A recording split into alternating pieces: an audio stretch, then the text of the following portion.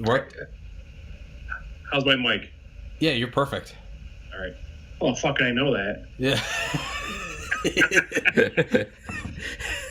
Yeah. Did you have like another microphone plugged in or something? So I'm using it's a Sony microphone. What the fuck I do with it? It's a little high-end lav mic. You can't even see it because. Yeah. So it's a little stereo lav mic, but my speakers weren't going through. It said generic, and I have Bose speakers, so now it's good. Yeah, no, I have this microphone. It's supposed to be a really good microphone, but whenever I fucking use it, I cannot get audio from anyone else. So fuck this thing. So yeah, so now I need to figure out how to like master the audio, because I don't know like what the fuck I'm doing with this podcast. So I screen record it. And it's a new MacBook, so it screen records in 4K, so I got to compress everything. Because I did a 3-hour podcast with JP 2 days ago. It was 100 gigabytes. It's fucking huge. Yeah, I had to compress it. Once I compressed it, it got down to like 8. It was fine. But, so not only that, and then the audio, the microphone of the MacBook picks me up because I'm right here. But because I don't know what the fuck I'm doing, I just have it record the audio of you coming. So it's recording the audio out of the speakers and into the microphone. So there's definitely this like shitty sort of, it's been filtered. It's kind of been watered down. So I put it through iMovie, and iMovie it will kind of like equalize it so it doesn't sound as shitty. But I definitely need to figure that out and have better quality audio. I think for Mac, there's an external way to record audio when you're doing this. Really? Yeah. Right now, I have it on manual settings. My gain's like 7.5, 8. Mm-hmm. And my microphone barely reaches to my keyboard. Otherwise, I'd have it like right in front of me. Yeah. Probably hear me like lip smack and shit like that. Yeah, I turned I turned the sensitivity all the way up because I was just like, maybe it will be better. I don't know. And by doing that, you're going to pick up every little atmospheric background noise. Oh, Jesus, all right. So I'm going to go turn that down then. It's not too bad. I mean, I hear it a little bit, but you can hear everything I'm doing. Yeah, is your heating and AC working? I just turned it on. Yeah, I just turned it on. Yeah, I hear it a little bit. So just turn the gain down a little bit. Okay. Thank God. Yeah, I need someone to help me with this. All right. Output, input. I'm at Starbucks like a fucking moosh. No, actually, I have the input. I don't have it all the way up. How about now? Better? No, it's still there. How about now? Still the same? Yeah. You had that mic, which is a good mic. Yeah. Oh no. Let me turn off the air. No, it's fine. Just keep the air on. We'll talk about it. We'll get it worked out later on. No, you've already insulted my heating and air conditioning. You can't take it back. You're already in the fucking doghouse, man. That's strike one. I got all the AC you want outside right now. So. Yeah. Yeah. No, I definitely need to figure that out. It's because it's a Shure microphone. Yeah, it's a good mic. Yeah, it's a really good mic. It's clear. I mean, I always say it's a short piece of shit because clearly I have like boomer humor. I'm like, it's a short piece of shit. But like, the reality is like the truth is like, no, it's not. I just don't know what I'm doing. Like, it's not a bad piece of technology. I just don't know what I'm doing. So I definitely need to figure that out because I put it up on YouTube, but the reality is like I'm marketing a conversation. And I need to up the quality of it. I did a solo podcast yesterday, and I listened to it. I watched a little bit of it. What? I said I watched some of it. Yeah, I listened to it just because it's the only one I've ever done by myself. And because it was just me, the microphone picked up everything. Dude, I could not listen to it. It was like... it's just... Yeah. I was listening to it, and I was like, oh, God, it sounds like some fetish ASMR shit. Like, okay, welcome to Tommy's podcast. Like, that's what it sounds like. And I was like, oh God, learning process. The people that listen to other people like whisper and all that shit. Yeah. Have you ever listened to like unintentional ASMR? Oh my god, it's fucking annoying. Dude, I like unintentional. It'll help me sleep sometimes. Not intentional. Intentional is weird. Those are weird. Yeah. Where the people have like the 3D microphones and they're like clicking my nails, and it's just like I feel like I've been kidnapped by like a psychopath. Like, and they're like, after they click their nails and tear paper, they're gonna be like, put the lotion on the skin, like some shit like that. So. No, every once in a while you can on Reddit there's unintentional ASMR. Yeah. And it's not weird because it's legitimately just be like an old guy like going over his Hot Wheels collection, and it's unintentionally like like an old or someone like practicing like their Japanese on like a crossword puzzle, and it's unintentionally like for someone like me that I'm trying to avoid using like alcohol every time I'm anxious. So like something like that, it's like okay. But yeah, no, intentional ASMR is fucking creepy. And then I guess there's going to be a third genre. It's going to be fucking disgusting ASMR, which was my podcast yesterday. Yeah. So not that has fucking anything to do with who you are. Why don't you introduce yourself? And okay, it's annoying as fuck. Same as people driving today. Like, yeah. Yeah. Like I'm next to the brewery right here, and where I live. Like I can see the brewery right outside my window, and I just have to go over to New Hartford, which is about 5 miles away at most, to go to the Best Buy. Or I go to the Starbucks. Can you come closer to your microphone? I'll turn it up. Oh yeah. Sorry. It's just fun. It's finding that that's why we're doing this so we can fuck around with.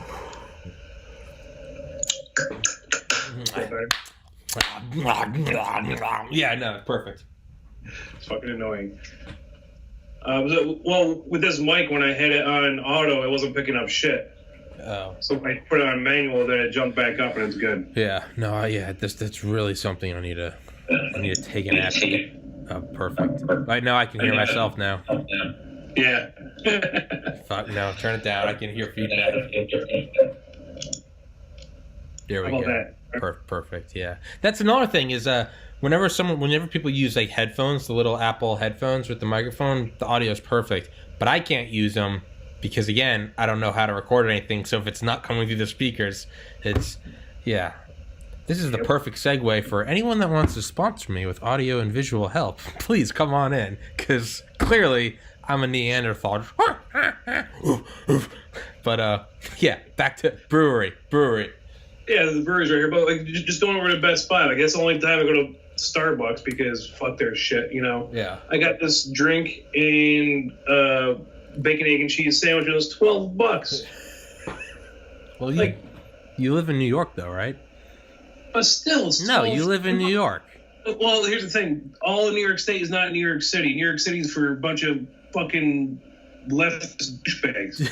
But and you're in New York and it's Starbucks, dude. I have no sympathy. You did this to yourself. And where I'm from, the men are men and the sheep are scared. So you still want the Starbucks, dude? You got nothing. Oh, you got nothing. Like, I wanted a double shot of espresso, so that's what I got. Yeah, dude. Fuck yeah, man. It's.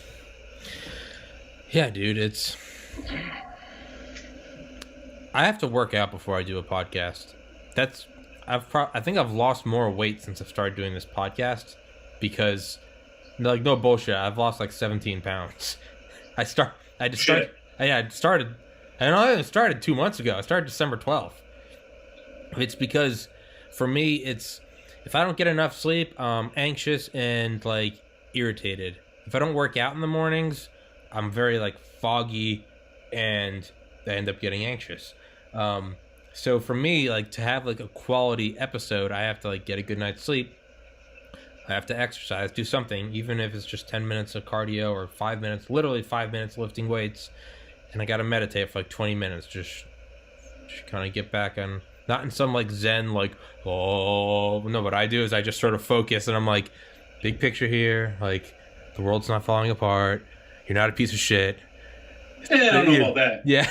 Hey, well, I am. That's why I'm meditating. I'm trying to reach the peace where I either find out that I'm not a piece of shit or I truly acknowledge I am a piece of shit and then I accept it. So but yeah, those three things: sleep, meditation, exercise. Because I've done episodes without doing those and they're not good. I'm brain dead. I'm just like, oh, where are you from? what do you do? Like, versus being like up and chipper and on the ball. So hence why exactly, yeah. And sponsored by Uptime. Yes. No, but no, dude, I make up sponsors every time. Like when I had JP on and we were talking about like drones, I was like, this podcast brought to you by Northrop Grumman. like because I figure if I get a cease and desist, like my podcast is so small, any PR is, or any press is good press. So even if it's defense contractor, like bring small time podcaster to court, that's just gonna get me more subscribers. So this podcast brought to you by Raytheon and Lockheed Martin. And there goes people's security clearances. There you go. Yeah. Again. Any press, good press. Exactly. That's what people don't understand. I'm like, oh, it's bad right now. Yeah, it's called like you just react upon it because that's what you're trained to do. Yeah. As human beings in social media world today. Yeah. And you don't think of the long picture. Yes, I post. I have a big fucking wooden spoon for social media. I'm a dick. I'm a dick in life too, but I'm gonna tell you how it is. But people like need a reaction to everything. Yeah. And if it's political, sometimes I stir that pot just for the fuck of it. Mm-hmm. But there's other times where I'm not going to post anything till I find the facts, know the facts, and done my open source, unclassified research. I've been retired 4.5 years now, but I know how to do the research and get the overall picture. Which we segue back to that. Once you see a little bit more, you're like, oh, that makes sense. But people don't do that, and it's annoying and frustrating. Yeah, it's. I kind of have this theory that, not really a theory, kind of a theory that it seems like no matter. So I'll go through Reddit and I'll be subscribed to every left and right subreddit, and I always, JP, you can see it come up on other podcasts. I always try to keep this podcast steer clear of politics. Might dip our toes in every once in a while, but for the most part, I try to, because mostly I want this to be entertaining. I don't want people to come on and get flustered. But what I'll do is, so like, I'll look at the left and the right, and I'll have both feeds, and it's always very curious when you can see the same event or news story. You see the same thing in real time being completely, and not just received in different ways, because obviously if person A does this thing, people on person A's side are going to go, that's good, and people on person B's side are going to say, that's not good. I don't mean that, because that's obvious. I mean, you'll see the same story be completely presented in different ways. You'll see person A did this, and this is why it's good. Person A, yeah. Person B did this, or person A did this. This is why it's good for us. Oh yeah, and I'm just like, what story is really happening then? If I slap JP, and please do. Yeah, the same story can be presented to his people that say, look, this guy slapped JP. That same story, the analogy would be, I show it to someone else and go, look, this guy slapped Tommy, not JP. Or JP slapped Tommy. It seems like there's such this, I don't know, field of like potential. Each news story just seems like it's this like virgin ball of potential. And any outlet can take it and say, this happened. And it gets you start to go like, it makes you start to wonder like, well, what really fucking happened? Because there's no way it can be good for both sides, but each side says, oh, this was a win for us. And it's like, well, hold on. Now I feel like I'm just on a ride. If you haven't figured out, I don't shut the fuck up, so you got to interrupt to get in. So if you think the social norms of watching movies, it's, you go back to the 30s, Depression time is to keep people motivated and going and having morale. Or moral, depends how you spell it. So if you watch the Anchorman, the second one, actually. The second one is it's hilarious. It's comedy. However, there's so much truth to it. Like, hey, look, there's a car chase. Yeah. In the middle of the night. We don't know. We're going to speculate. Exactly. And that's all it is, because they're trying to sell. They're trying to get people to watch. And by doing that, by the electrons via radio or TV, XM, podcast, getting people to watch, it's money in your pocket. Yes. It's clicks nowadays, as we call it. Yes. But going back, that's what it is. But segue all the way back to who I am. Oh, yeah. And what I do. For people tuning in, they're like, what the fuck is this podcast about? Yeah. Talking about God knows what. We're talking about anything. I say that every podcast. This is my fucking podcast. That's what it is. What you're going to find out from it is what I fucking want you to find out. Fuck off. Buckle up. Enjoy the ride. Introduce yourself. Yeah. So, my name is Nick Phelps, which I hate that. I hate that opening right there. Oh, like public speaking 101. It's like, hi, my name is. No shit. I can read it on a fucking pamphlet. Your name is this. Yeah. It says top right-hand corner, whichever. This camera's backwards. It's annoying me. So, yeah, it's over on the corner where it says Nick Phelps. I'm Nick Phelps. And my name is Nick Phelps. I fucking hate that. Like, people get up and start talking in front of people. I've seen generals in the military do it. I've seen politicians do it. It's like, no shit. That's why we're here. Tell us who you are. So, welcome to the Super Bowl. Really? Yeah. Fuck. I didn't know what ticket I bought. Yeah, right? So, I am from Remsen, New York, about 20 miles north of here, where I'm living now in upstate New York. I'm retired Air Force, did 14 and a half years out for, I have health issues. I got a blood disorder. They don't know what it is. My left leg is numb and chronic kidney stones to start from there. The rubber stamp of PTSD and going from there. So I was introduced to you by JP. How do you know JP? Before I really started slinging shit at him as I told him I was going to. I haven't seen him in a few years, actually, a long time. I haven't seen JP. I don't know when the last time I've seen JP. Was my oldest brother's, one of his, if not his best friend. Him and another guy, Rob. My oldest brother he was born in 1986. He took his life in 2014.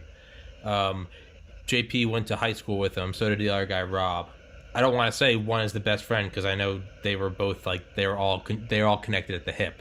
But yeah, but not to make it heavy. I know JP mainly. I fucking hate JP. My memory of him is I remember it had to have been 2000. Because John was still in high school, so they graduated because I started the year they left. So I started high school in 2005. I'm still here and listening. I have to go in the other room for just a quick second. You're fine. You're fine, dude. Okay. No, dude, you're fine. I can clip this out. I gotta piss already anyway. So I'm gonna. I was in middle school.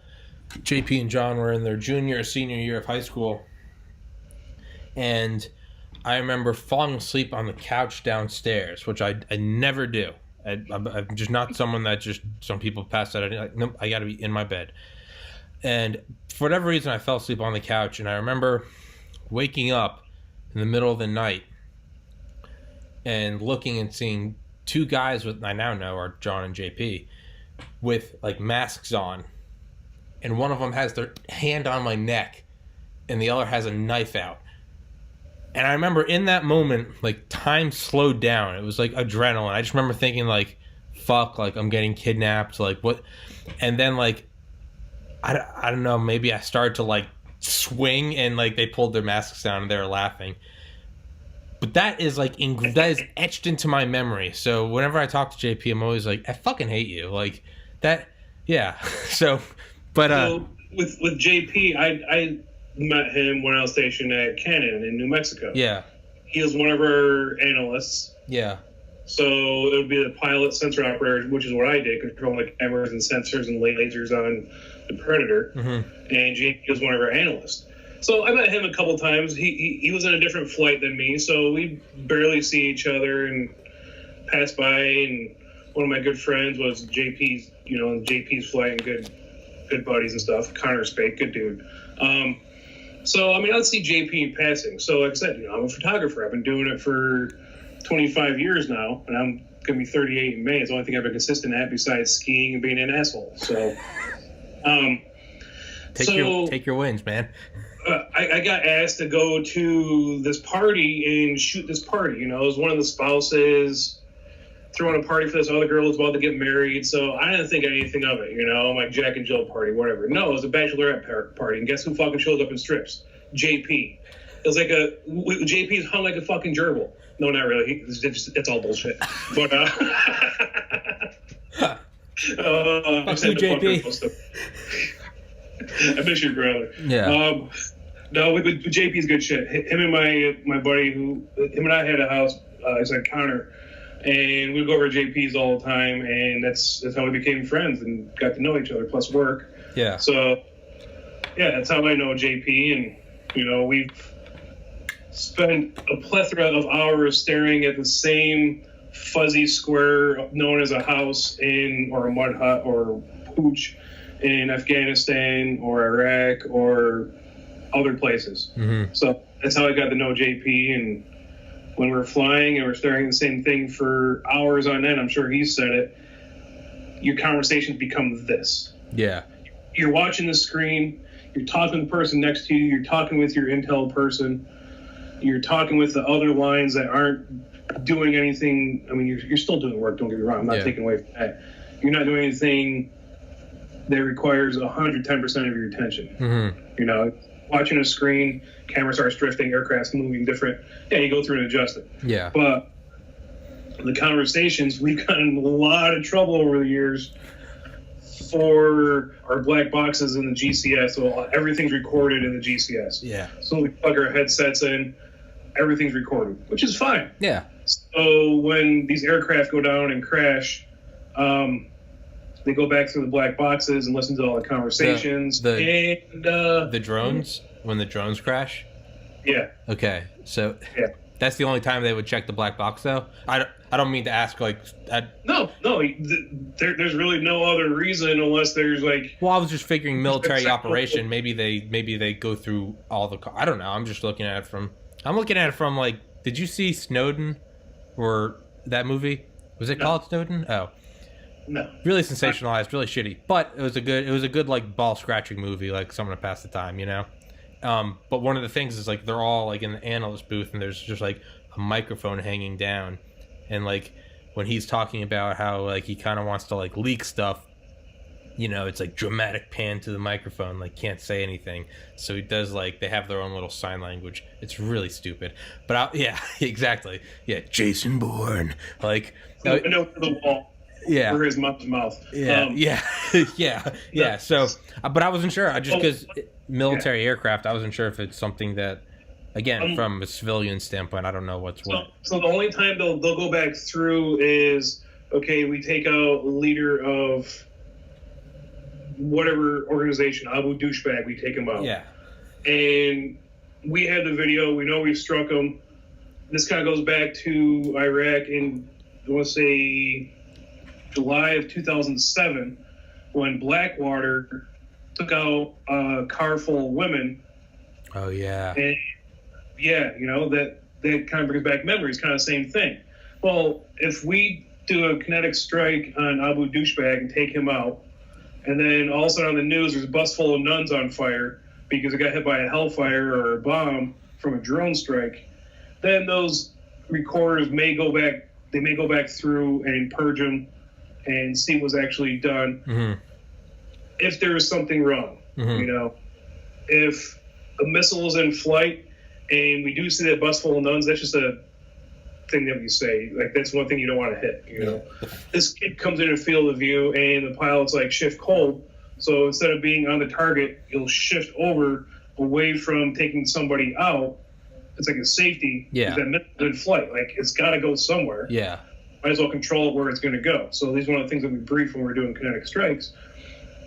So when you shift cold and you happen to take out 15 donkeys and a goat, I mean, in Afghanistan, man, a goat is fucking... That's a lot, man. It's their sex toy. That's where they get their milk. That's where they have pleasure. But that's also their shit. That's also their well-being, though. Like, that's... it's like India or... Africa, like a huge thing people do, like Secret Santas online, is like you can like buy a cow for someone, and it's like we don't think anything of it. We're like, oh, buy a cow, but like no, to these places it's like, dude, yeah, you just gave them milk, you gave them working power, You gave them. Well, in India, it's a god. So. Yeah, that is. Are cows gods? Oh yeah, you're right. They are. No, they're holy because they're Shiva holy. has her 8 arms, milk all of them at once. Yeah, dude. What about? That's so fucking racist. Yeah, no, it's not. That's fucking hilarious. But you know, like Bill, it's sponsored by Microsoft. Yes. It's like Bill Hicks's joke. He's like, no, it's just a coincidence that cows are considered holy in India. Has nothing to do with the fact that psychedelic mushrooms grow on cow shit. No, not that. It's because they're just randomly holy. He's like, no, come on. Really? Yeah. In India, all the psychedelic temples, the gods, the meditation, the Sat gurus and the bodhisattva. No, the cows are just scholars are old. They just chose cows because they produce milk. No, it's because psychedelic mushrooms grow on their shit. Like, but no, yeah. Yeah, they do. So, doing that with missiles. So, the whole thing with Snowden and that's. Oh yeah, black boxes, yeah. Yeah, black boxes. It's. The only time they go into the loggers is if an aircraft mishap happens. Okay. Now, how often? How often do drones crash? Yeah. Again, anything you can or can't talk, that's fine. Just say no. I retrained in 2010, so 10 years ago. Holy shit. They were not making any more Predators, and they were being crashed faster than they could make them because they stopped making them, so everything was changed over to the Reapers. Okay. So, yeah. My 19th solo flight, after, basic sensor operator course, IQT, which is the initial qualification training, then mission qualification training at Canon. My 19th solo flight. Now, this is how it used to be. I don't know anymore. I've been out of the community for a while. Every 20 flights or every 20 missions, sorties you do that are over 2 hours, you sitting in the seat for 2 hours or more, for every 20 is an aerial achievement medal. Okay. Another medal on your chest. Okay. So it was my 19th solo flight. I actually thought it was my 20th. It was my 19th solo flight, and we crashed. The first Predator to be crashed in water by the Air Force. Team Splash, myself and my pilot, I'll just call him Aaron. Tail number 03228. Team Splash? My coin holder that is right there is actually the Predator. Okay. And it is the tail number on the tail boards.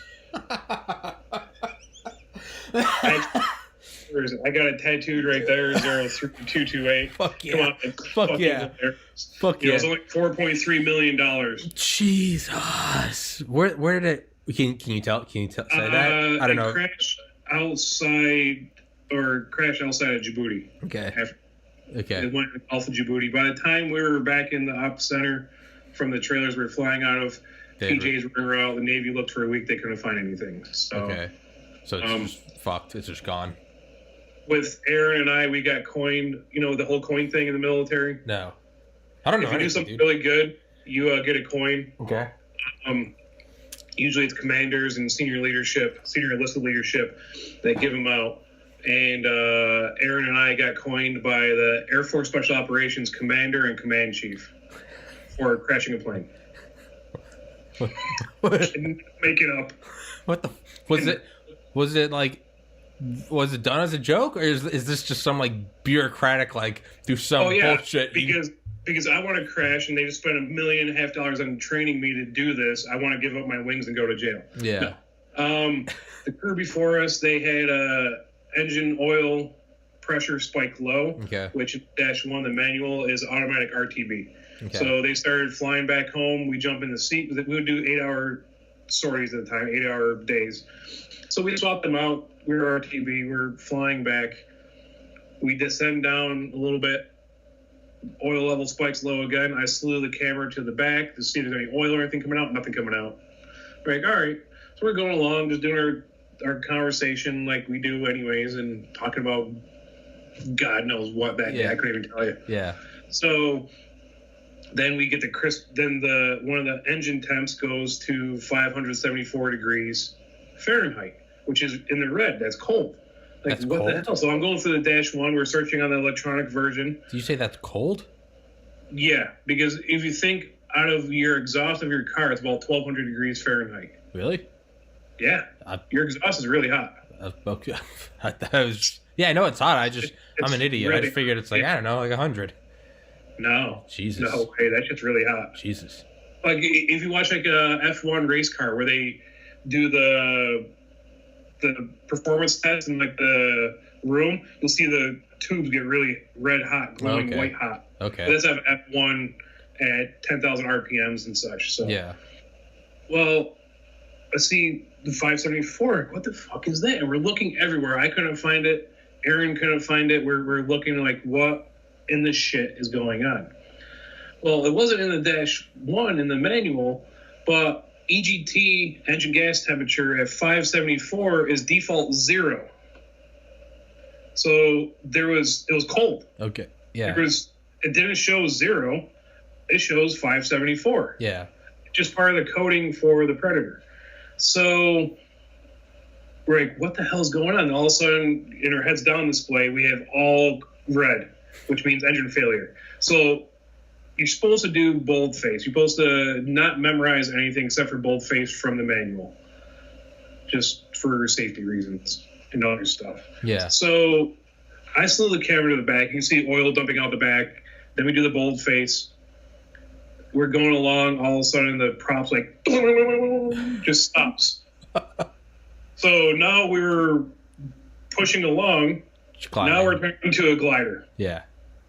And we're like, glide ratio is 3-to-1. So every 1,000 feet you go down, you go 3,000 feet to this. Okay. So we're 5-to-1. I don't fucking know. It's been too long. So we didn't have enough to make it back to where we're supposed to be going, to hand it back to the guys on the ground to land it. Yeah. We had no protocol on what to do. There's no protocol for that? No, we actually wrote it after that. Okay, I was gonna say I feel like that. Yeah. I feel like that'd be like one of the first things to, like, hey, a plane, if the engine goes out, which is something that can happen, and now glides, what do we do? Yes. However, like in Afghanistan and Iraq, you would put it into a mountain or put it near Blue Force, near our guys, so they can go out and recover off the sensitive equipment off of it. Yeah.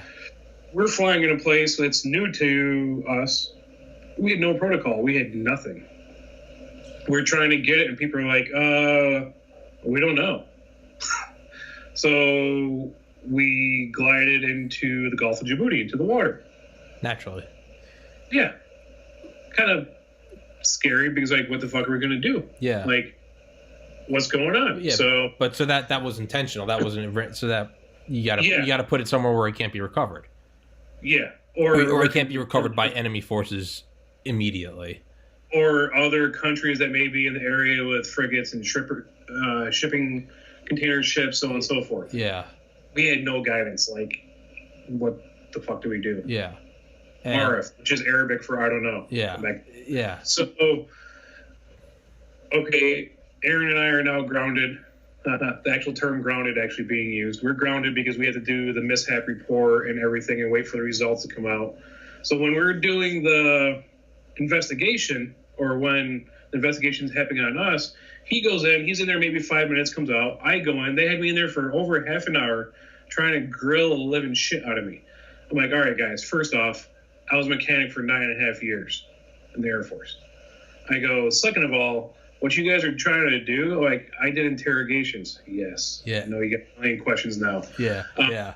Like, I did interrogations, and your line of questioning is horrible. Like, yeah, you know, like, your maintainers didn't torque cylinder 3 after they changed the head gasket, and you're trying to put it on us for not doing boldface, for not doing checklist discipline. You're trying to put it on us? What'd you spill? Spilled water all over my lap. Fuck it, we're going live.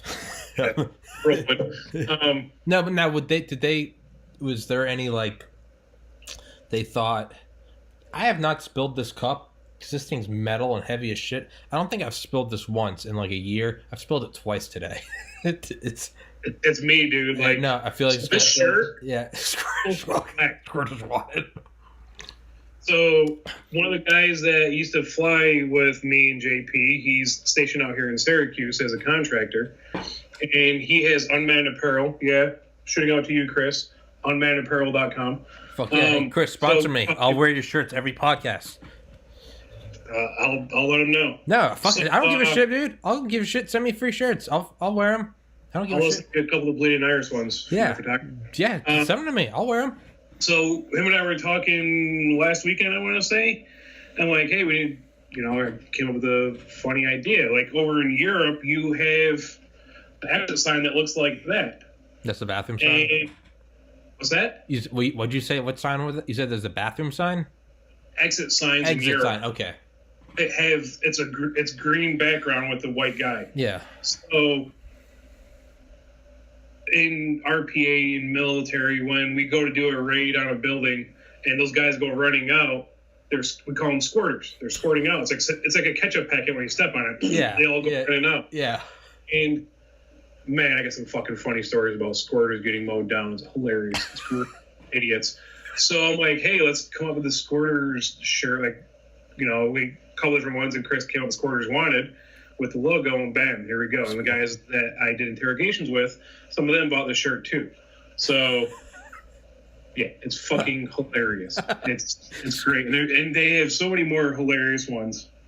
So. Yeah, it's always such like a culture shock for me when I'll have on like military guys, and they'll just stuff that's like nothing to them, just nonchalant. But to me, like I had a guy on that operated M1 Abrams tanks, and he's like, you drive over like, he's talking about driving over different stuff, and he's like, sometimes you can get crunchies. I was like, what are crunchies? He's like, people, and I was like, but he wasn't like setting it up as a joke. He was just telling a story. He's like, but there wasn't even like a pause like for me to laugh. He was just like, yeah, so he's like, sometimes you hit mine, sometimes you hit crunchies, sometimes, and I was like, back that up. What are crunchies? And he was like, people. I was like, oh god. And which is a perfect segue. My Bleeding Irish shirts on the front says "shouldn't have been standing there." Yeah. On the back, I have my logo, which is my Skype thing, wherever it is. Yeah. My Jolly Roger with this is scan negative. Actually, we'll come back to it, but actually, a scan negative. I made my logo out of. Yeah. My shirts say "shouldn't have been standing there." So, okay, you jaywalk behind a bus or in front of a bus across the street, and you get hit by a semi truck. Well, you shouldn't have been standing there. You're going mountain biking down Moab, and you slip and go down the side of the cliff. Well, should have been standing there. You're a couple of Hajis on the back of a motorcycle with an RPG and a Hellfire missile hits you. Jesus. Should have been standing there. Jesus. Yeah. Use it, because you're going to see it everywhere. You're going to start noticing, like, that person fucked up. Should have been standing there. I got it. Yeah. Dude, my fucking pants are soaked from spilling that shit. Shirt, squirters loaded. Now, fuck you. When they were interrogating you, was there any? Were they insinuating that it was sabotage? Well, I'm just wondering, is that something that's ever brought up? Like, oh no, it was. I gotta word this carefully. It was the investigating officer that I believe was trying to inquire where we were flying, which he did not have the security clearance for. Oh. And there's a guy from JAG, like legal, for everybody. He's neutral. Yeah. He's like the moderator, like the person making sure stuff doesn't get out of hand. Now, does he know what's classified, or does he know who has what clearance? Yes, because he was from Canon and he had our clearance too. Okay. If I recall properly. But so like when I drew the map where we're flying and stuff, like I drew it all upside down and backwards, and I inverted. I really did. Like I messed it all up. Like I'm looking at the board, I'm like, this dry erase board, I'm like, the fuck did I draw? All right, whatever. If I can't read it and I know what I was talking about, no one else is gonna know what it is. Yeah. So it was just them trying to figure out if there's any pilot or sensor-induced error either with us or the crew before us, the people who took it off, if we did something at some point that could have caused the aircraft to crash. Okay. Which does happen. That's happened unless it's a mechanical malfunction with the aircraft, it's probably going to be a pilot-induced error. Okay. That's any aircraft. Okay. Like my personal drones that I have, I crashed those things fucking more times than I even know what to do with. Yeah. You know? Yeah. Why? Because I was being a fucking putz and put into a tree branch. Yeah. Or it's this or that, yeah. Yeah, I mean, it happens with airline pilots, you know. Did the plane fuck up, or, you know, is it the... Or a car crash. Yeah. You know? Well, that's simple. Yeah. If you're walking up the stairs and you trip, who the fuck did it? Yeah. You know? Yeah. Who did? Yeah. It's pilot induced. So it was just them trying to see if I would give anything up. Okay. Really. See if there's anything, because, you know, I'm so new to it. But guys, this is my 3.5 career field. I know how this shit works. Yeah. So. Yeah. I'm looking. Yeah, well, someone's got to be the scapegoat. Things are always things are always easier when there's a scapegoat. Oh, and because we're held to a higher level as air crew, like when you're taking a test, if you score an 85, you fail. Oh, geez. If you score below an 85, you're done. Yeah. Like, you're done. There's no more. Think about it. You're flying a multi-million-dollar or billion-dollar aircraft, B-2 bomber, yeah. Dealing with ordnance to kill people and change the world. Yes.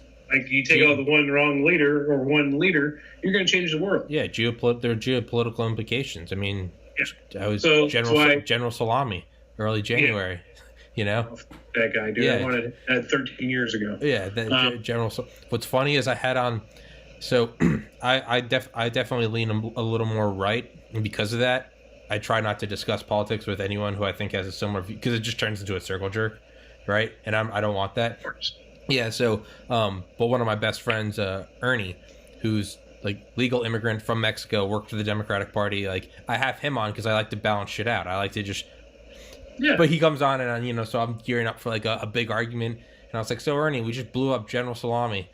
You know, this is like the morning after, thinking he was going to do some like, and he was like, fuck that guy. And I was like, wait, what? And he was like, fuck that guy. He killed Americans, and fuck anyone that says we shouldn't kill. And Ernie is as far left as you go. And he was like, fuck that motherfucker, like USA. Yes. And like, I was going to show the American flag behind me, but I realized behind Ernie is a massive flag. And he was like, fuck that pussy. And I was like, oh shit, well, Ernie, you just took the wind out of my sails. I was going to try to grill you for that. But yeah, no, fuck Salami. But yeah, no, you're right. You're piloting these aircraft, and you have this ordinance that, you know, yeah, you could change the world. Do what?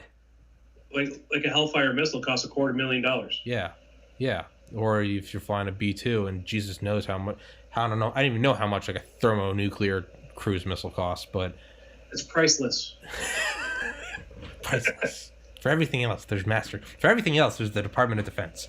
But and it's sponsored by the Manhattan Project. Yes, sponsored by the Manhattan Project. We're brought to you by Boeing, Los Alamos. Fuck New Mexico. Yeah. What's the other one? Oak Ridge, Tennessee. We're brought to you by all those. Like where JP and I were stationed, Baghdad was better than that place. Really? Jesus. I'm not even lying. Shout out New Mexico. Like, we kept it's eastern New Mexico. Like, Albuquerque's cool, Santa Fe is pretty cool, White Sands, cool place to visit. The rest of it, it's beautiful. Don't get me wrong, it's absolutely beautiful out there. Fuck that place. Yeah. Like, I sent you a couple of pictures. There's one of the 3 Strikes of Lightning. That's in Portales, where JP and I lived. Mm-hmm. Like, Was? Yeah. Well, I got dry pants on. So, yeah, like, I'm sitting here listening, and I muted my mic, and I'm like, yeah, it's on my end. So I dropped the gain back down a little bit. So I'll talk louder. That's all. All right. Because my computer, like, I have a desktop that I built. Uh-huh. That's my editing computer. And the fans are, I mean, it's a little loud, but it's not too bad. No, you're fine. That's why I always do it up in this room, because this room it's like cut off from the rest of the house, so it has its own like heating. Yeah. So I can turn it off, and it keeps my MacBook nice and cold. I mean, if you want, I can try the webcam mic, see what that sounds like. No, fuck that. No, this is perfect. It's perfect right now. Oh, I mean, it's something in the future for me to think about to get a longer cord for my mic. So I was saying about New Mexico and how horrible it was. Yeah. Yeah, JP said the same. Yeah, Oh my God, Portales, the little town we lived in. He left before the brewery came in. He had 2 bars, and they sucked. And then in Clovis, where, just outside of Canyon Air Force Base, they had 3 bars and a strip club when I got there. When I left, they had 1 bar. You're right outside a military base, and you have no place to drink. Like, you can't drink on base? Oh, you can drink on base, but fucking sucks, dude. Yeah, I'm not bullshitting you. I literally was composing a text to you when you rang, and I was going to say, hey, man, like, take your time. We can reschedule if that's easier. But you rang, I was like, all right, fuck it, let's go. Yeah, like, I'm adaptable. Yeah.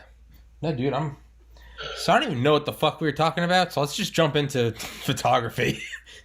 All right, so photography. Are you recording on your end? You're good? Yeah. All right, cool. So, sorry about the technical difficulties. Cameras and me, just kind of fucking shitty. Not really. No, dude. Well, that's the beauty of editing, man. Is the the podcast will just it'll go seamlessly. It doesn't matter. Yeah. Actually, as I'm talking to you, I just pulled up in Photoshop and Lightroom so I could see some photos. So photography. October was 25 years. I had to figure out when between my art teacher in high school and such when I started shooting, because my brother too has passed away. He was passed away 4.5 years ago. He was 4 years ago. He was 38. He was a tattooist.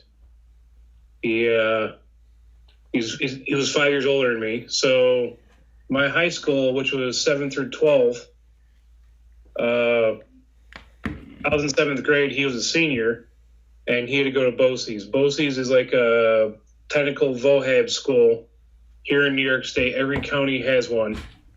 And BOCES isn't just like a trade school where you can learn, cosmetology or auto body, welding. It's people with special needs too. That's where all the stuff, the CSC, all that stuff comes through, which is an amazing program. I actually did it for forensics when I was in high school, criminal justice. So he goes to me, he goes, hey, can you do me a favor? Can you go take a picture of a couple of these clubs? And now mind you, this is October of 94. Okay. He's like, hey, can you go take a couple pictures of these clubs? Here's the meter inside your camera. This is where it needs to be. Adjust your setting. So photography for the 9th time. Yeah. So my brother asked me to take a couple pictures of the clubs, set the meter.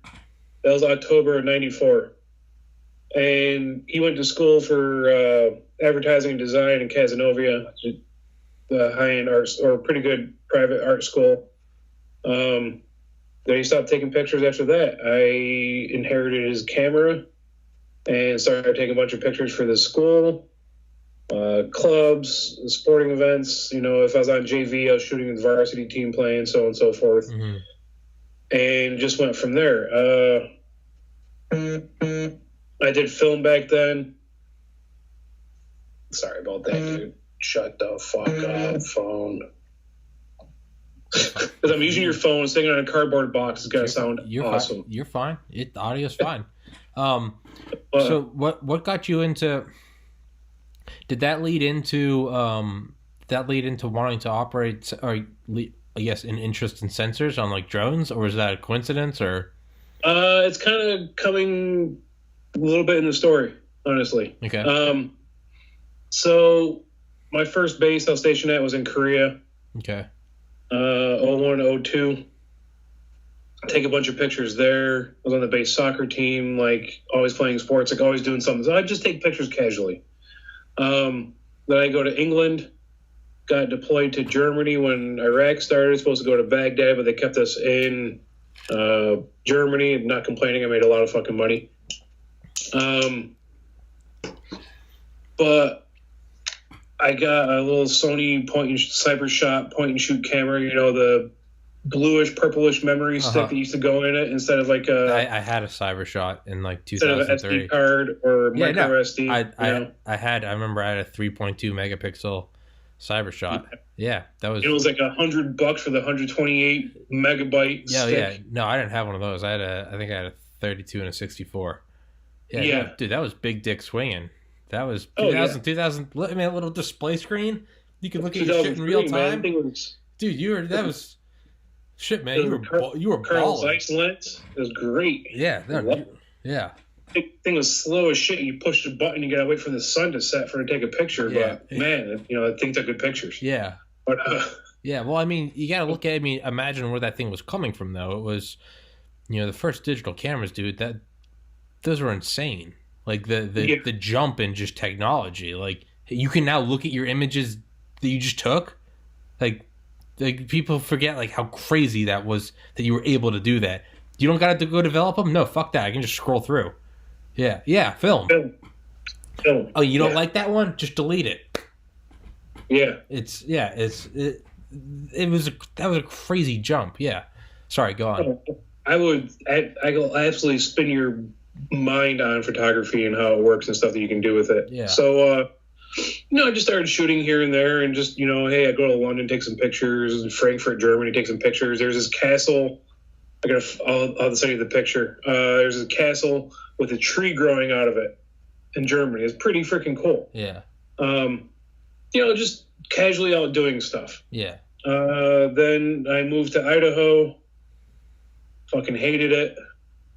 So I put in and become a drill sergeant. Mm-hmm. At the same time, I saw on the Air Force personnel website that there is a special duty to do interrogations, be an interrogator. All right, I'll click it, see what it does, Mm-hmm. You have a basic preference, so once you do your deployment, you get a base that you want to go to. So I got approved for interrogations. I called down to San Antonio, find my drill sergeant package or TI package. Find that. It was on the command chief's desk. He just approved it like half an hour before. He's like, "You're doing what?" Air Force doesn't do interrogations. I'm like, "It's a human collector job." He's like, "We don't do human." I'm like, "That's what I volunteered for, And the guy who needed to get in the garage is already in the garage. So, fucking shit. Don't worry about it. So, getting into human interrogation on base, you just talk to your guy. Yeah, so like I said, I got my package approved for interrogations. I go to Fort Huachuca, Arizona for 97 Echo, which is an Army job. Did 6 months of training down there. They went to Baghdad for a year. Came back, and my basic preference was New Jersey. My number 30th pick, supposed to be top 3, and I got 30th. You fill out 8 overseas, 8 stateside. They couldn't fulfill any of my requests. 8 overseas, couldn't fill it. And my number 6th stateside choice, which makes it number 30th overall, was New Jersey. I fucking hated life. Why? Because I'm from New York, and screw New Jersey. Everything about New Jersey sucks at this point. Oh, man, it was horrible. I was drinking a lot. I had a part-time job as a drill sergeant over on Fort Dix for trouble kids. Mm-hmm.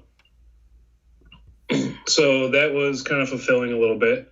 Kind of got sick of that. Then I realized how great actually Jersey is. My partner for my job, we're doing bear base operations. So we'd go out and build tent city in the middle of nowhere and take over airfields and such. My partner from that job, Rob, amazing dude from Philly. I grew to love it. I grew to love Jersey, South Jersey, 45 minutes to the shore, 45 minutes to Philly. 4.5, 5 hours up here to see my family. It was great. Mm-hmm. I loved it. Mm-hmm. While doing that, our wing that we worked for, combat camera, so front lines cameramen that are embedded with special forces, infantry, you name it, they go out and they capture combat. So one of my senior enlisted. What's that? What's the purpose of capturing comps? To train from it, to learn from it, or just intel, everything. Okay. To show it's combat journalism. Okay. You got Times Magazine that does it, and you have people in the military that do it. Okay. And the ones in the military are the best at it. Yeah. Like, neither mind. Well, mostly. because they have the access. They know the maneuvers, and if you're being shot at, you put your camera down, pick up your weapon, and start shooting back. Yeah. When it comes to that. Okay. So I wanted to get into that job. One of my senior enlisted's like, you need to get out of age, aerospace ground equipment, being a mechanic, the ground support equipment for the aircraft. I worked on all that stuff. So, my backup light's dying. You're fine. Okay, turn it off. I'm good. So, I put in for combat camera, a photographer for the Air Force. Put in for EOD, bomb squad, sensor operator, and flight engineer. I want to be flying on helicopters and hang out the door shooting people, shooting crunchies. Yeah. And what if they run? They're Viet Cong. What if they don't run? Yeah. Well-trained Viet. Yeah. Get some! Get some! Yeah. So when I went through Air Force Personnel Site, AFPC, and I'm going through putting in the job request, the screen times out. If you haven't noticed, I have technical difficulties with fucking everything I touch. I'm not even lying. Like, I'm mush when it comes to electronics. So when it timed out, it put in 1 Alpha X and instead of 1 uniform, which is a brand new career field. 1 Alpha X at the time, they just filled any aircrew position, honestly, put me in as a flight attendant. Now, mind you, military flight attendants, it's a fucking awesome job. Yeah. Phenomenal. Like, you fly in Air Force One, you get assigned to a general and his or her airplane, travel around the world, making sure that he's got his drinks. Yeah. It's a kick-ass job. I bet it's fucking cool shit. Yeah. But if you had grown, for our 8 seconds of talking, you can realize that I got a mouth on me, and I want to tell you your baby's ugly. Yeah. Like, you know what? Here's my shirt. Cover it up. Yeah. Yeah. So when I went to go see my commander, he goes, Sergeant Phelps, flight attendant? Really? I'm like, what are you talking about? He goes, you put down flight attendant. I'm like, no, I didn't.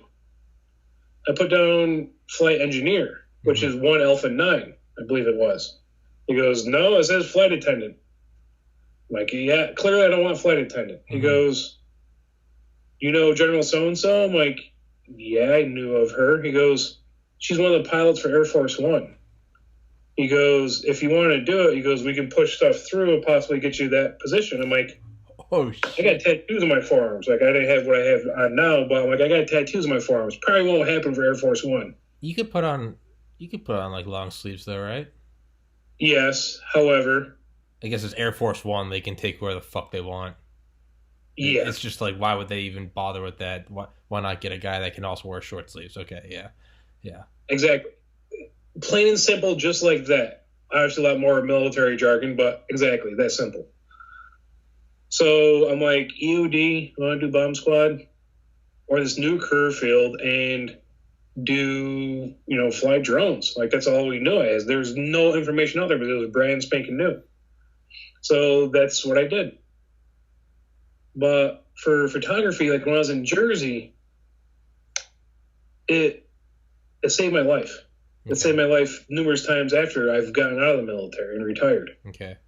How? Like I said, I was doing a lot of drinking. I needed to find something to get my mind away from it. Mm-hmm. Skiing and snowboarding. Well, skiing for me, you can only do it in the winter. Yeah, you gotta. Summertime, my partner Rob I was telling you about, we had jet skis, and you got the Delaware River, you got the ocean. We had a blast, Yeah.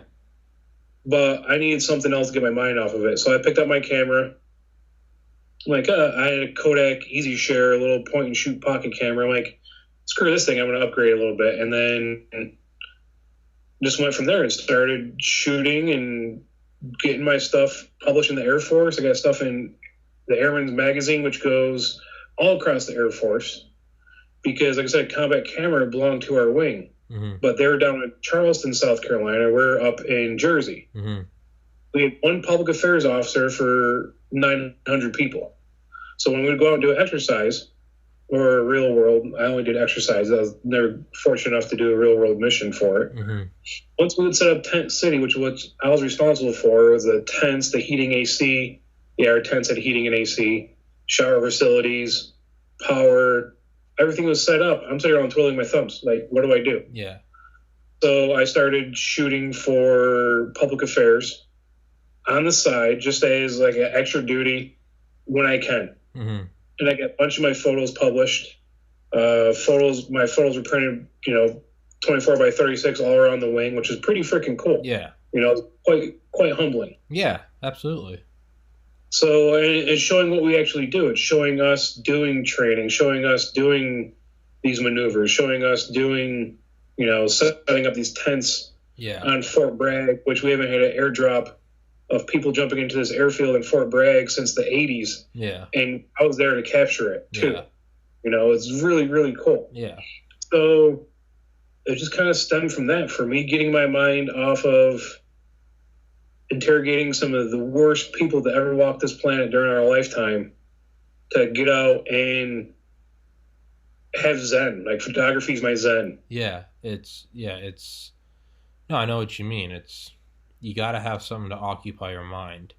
If you don't, I've gone down that road where if you have, it's like idle times, idle hands are like the devil's work. It really is. Like, you'll start to just get into bad shit. We're gonna resume in 10 seconds. Let me turn on the heat. All right. Sorry. I'm fucking freezing.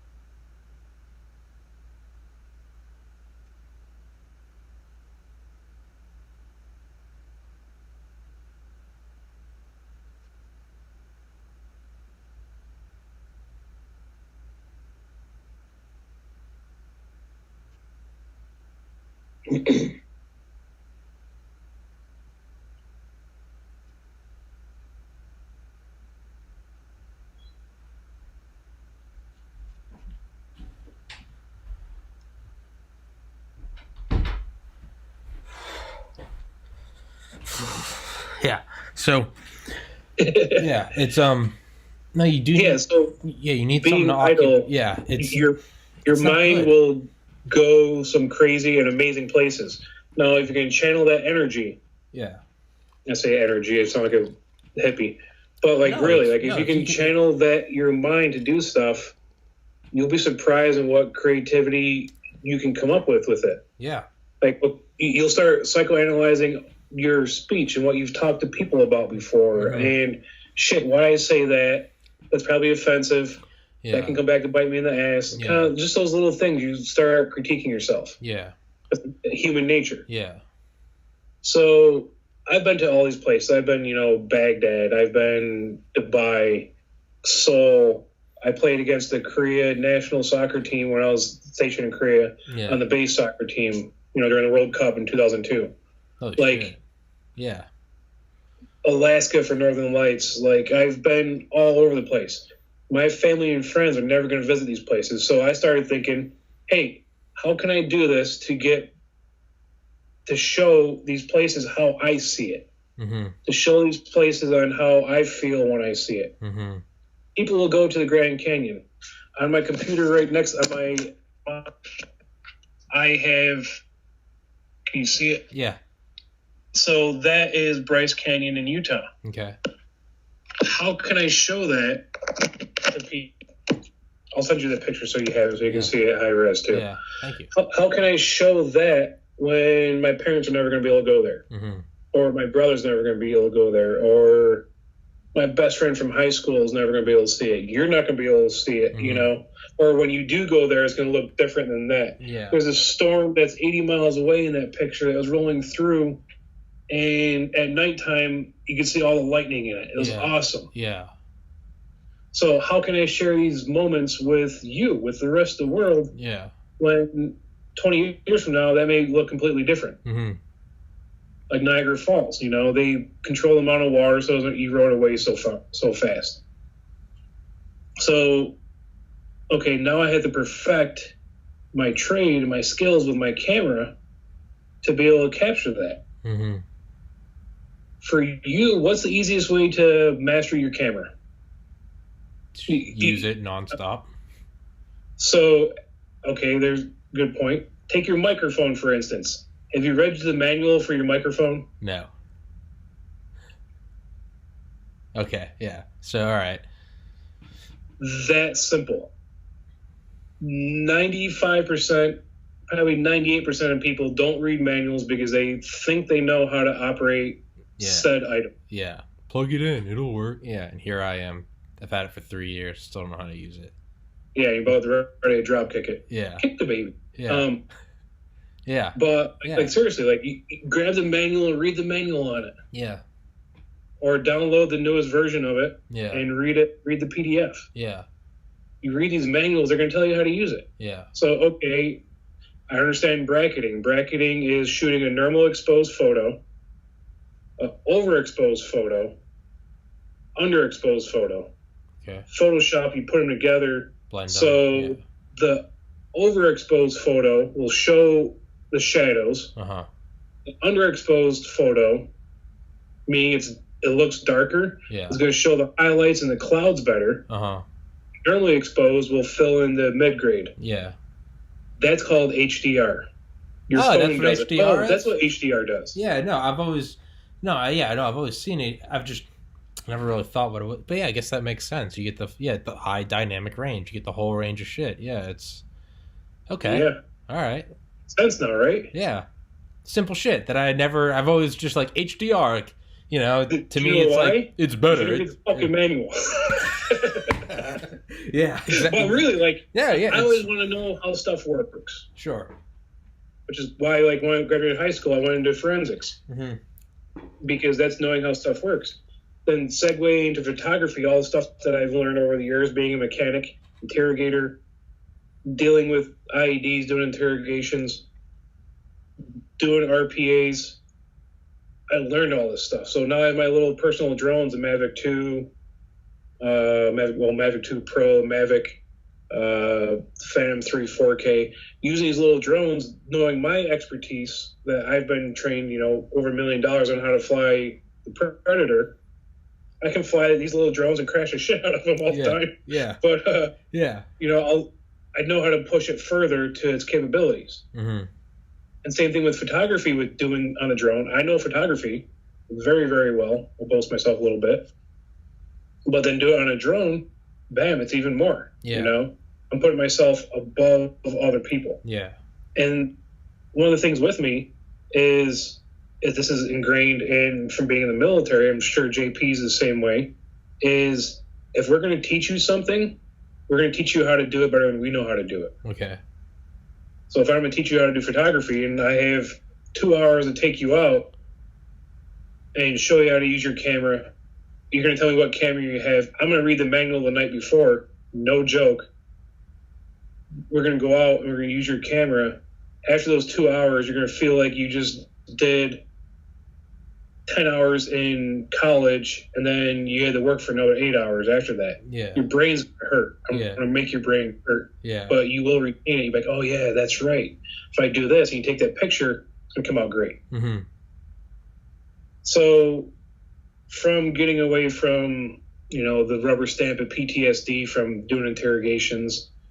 So when I did interrogations, when I was done, when I came back, I was a mechanic again. Okay. I didn't stay in interrogations. It was a special duty. Okay. It was like like working in the post office or military post office or being a drill sergeant. You do it for 3 or 4 years. This was 20 months and I was done. Mm-hmm. If I wanted to go OSI, I could have put my package in for it. But I didn't want to go OSI because I worked with them over there and they kind of sucked. Mm-hmm. And I didn't like the way the dynamics of that whole organization worked. I'm not trying to badmouth them whatsoever. Yeah, it just wasn't for you. I didn't feel safe or like it was going to be the reward that I wanted. Okay. So I went back to being a mechanic, man. That was depressing. I went from top of the food chain where Petraeus knew me by name for IEDs and government corruption and stuff I was working on. Helped rewrite the Army Field Manual for human intelligence. Human intelligence. Yeah. There's signals intelligence. Yeah. There's ELINT. And there's human. Well, there's a bunch of other ones too. Comment, communication intelligence. So I helped rewrite the Army Field Manual on human, which is still used today. Damn. And I was an Air Force guy doing it. Going back to being a mechanic, driving the flight line in Mountain Home Air Force Base, Idaho. It fucking sucked. Yeah, it's like underemployment. It's you feel capable of so much more, and here you are, coming back where these people think, oh, this is the best job in the world. The Air Force, the military, revolves around what I do, changing out the oil filter on an air compressor. Yeah. Really? Does it? Yeah. No, it doesn't. But that's the dynamics of the military. Every person has the best job in the military. Whoever you talk to in the military.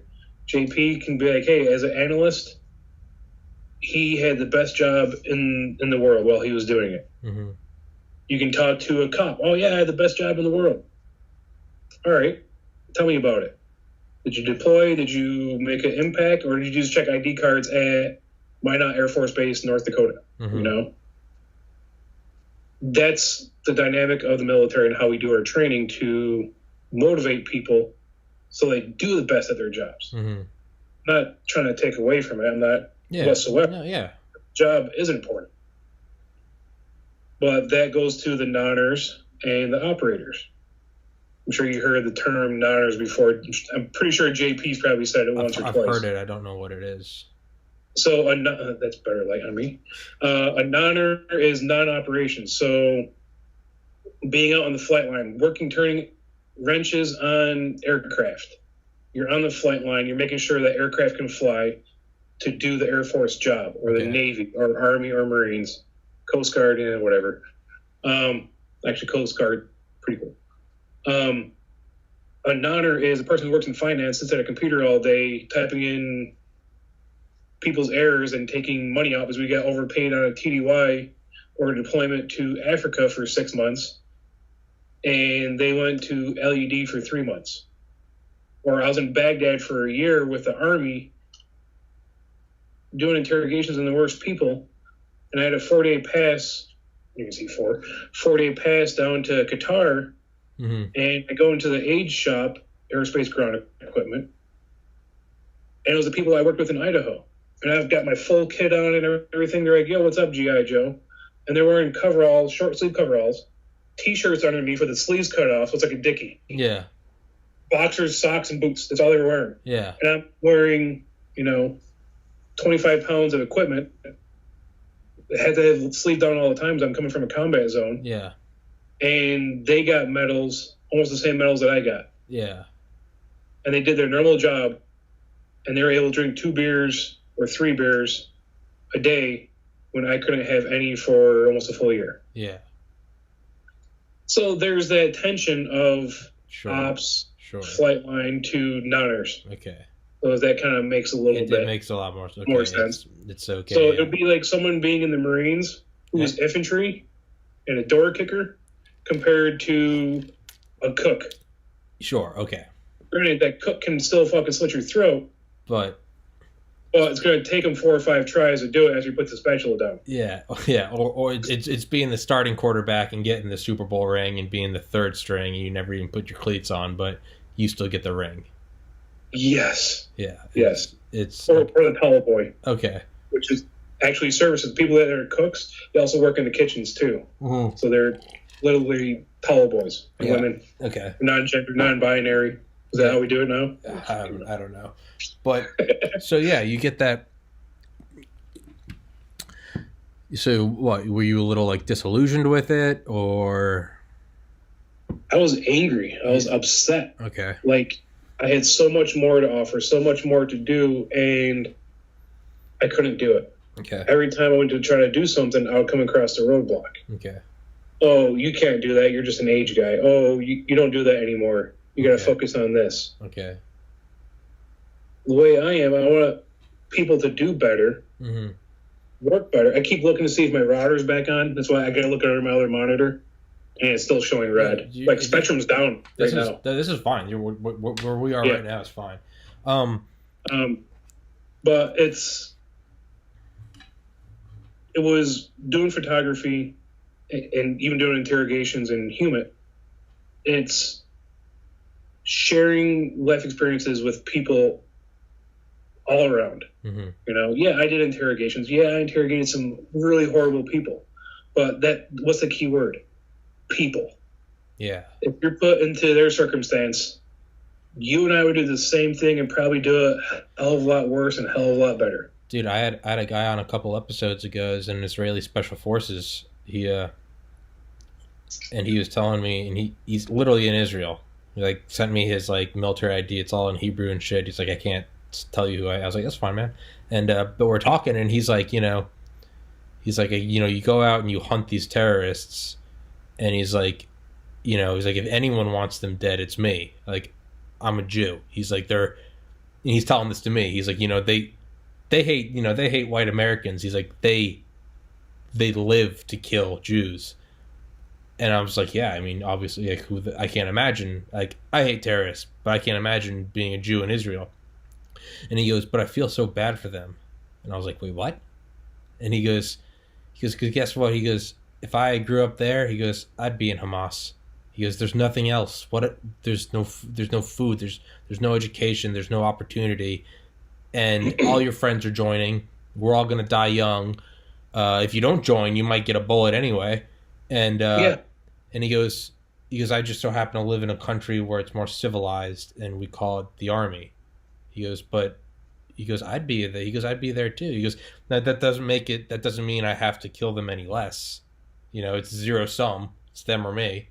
Yeah. But he's like, I feel so bad for them. Yeah. He's like, because there's nothing.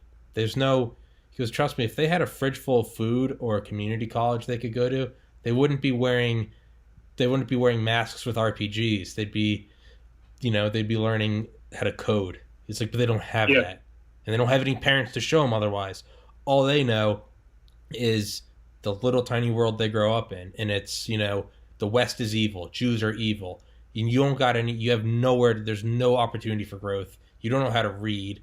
You don't know shit about world history. This little tiny desert enclave where you are. He's like, if you or me were in that scenario, he goes, and then most of them are 16, 17, 18. What do you do when you're that age? You're rebellious. You get in trouble just to get in trouble. But we get in trouble and we get yelled at by our parents or teachers, and if we really, go in the military, get slapped around, okay. Because they don't have that. So it's just it's uneducated, illiterate, no money, no food, no opportunity, and you're rebellious, you're full of testosterone. And some older people taking advantage of you are going, hey, here's some guns. Let's go be heroes. Yeah. And he goes, yeah. He goes, I feel so bad for him. He goes, and he smiles. He goes, I still have to kill them, and I will. I mean, he goes, I will, and I do, and I have. But he goes, I feel for him. And I was like, yeah. I mean, but what you said, people. It's, some of these people, some of these people just truly are evil motherfuckers. But, man, a lot of it, doesn't mean you got to blow them up any less, but it's like, I grew up in the United States, a white male in a middle class family in 2000, born in 1990. I got handed a pretty sick card. I got handed a pretty good, hand. If I'm over in fucking war-torn bumblefuckistan and they got nothing going for me, shit. And the only thing I have are a couple friends, well then why wouldn't I? Of course, I'm going to try to be the most badass, in their eyes, freedom fighter that I can be. In our eyes, target that needs to go away. But it's a hard dynamic. It really is.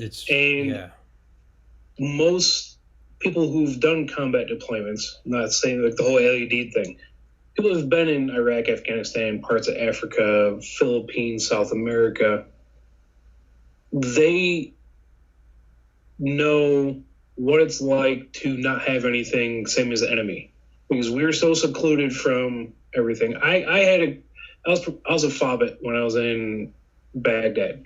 Yeah, I went to the Green Zone a few times. All right, did some handovers, getting detainees, other stuff. Mm-hmm. But that's it. You know, like I was never really outside the wire. Got stopped on a couple convoys because the convoy ahead of us got ambushed. Mm-hmm. Kind of pucker factor, but we had it cush. Like, I was on Camp Stryker. The Army unit, or the Army, it was Fort Drum was there at Camp Stryker when we were there. And we would use the Haji internet, like we call it. So we pay the little Haji dude freaking $50 a month for internet. If someone got injured or killed from Fort Drum on Camp Stryker, they would black out all communications. Phones would be black, couldn't use them, couldn't use the internet or anything until the next of kin were notified properly and such, like you see in movies. Okay. Like, that actually happens. Okay. So we went through, and our contractor got our own internet. So we always had internet, even if Stryker was blacked out, we still had our internet. That's Gucci, dude. Like, that's cake. Yeah. You know? That's. Or if I wanted to call home, I would go to Camp Cropper, where we do interrogations. When they close on Abu Ghraib, they move everyone to Camp Cropper. You were go there, and I can go to the phone place and call back home. Yeah. You know? Yeah. So I had it lucky, but I still, for doing that for a year, to get in your car and drive, like I did this morning, go to Best Buy and get my $12 fucking coffee, that's nice. Yeah. I love that freedom to be able to go when I want. Yeah. You know, granted, I was deployed trying to make that area and the world a safer, better place. But flip side to it, I understand where they're coming from on this stuff. I'm not taking their side, nor would I fucking ever take their side. Yeah. Nor do I support their beliefs whatsoever. Yeah. But that's why you see like a lot of veterans get angry at Democrats. I'm not trying to talk political. I'm just making a point. Yeah. This is why we get angry, because we've been through this. We've lived through being over there. We've lived with them. We've worked with them. We've helped them change their lives and their countries and the world.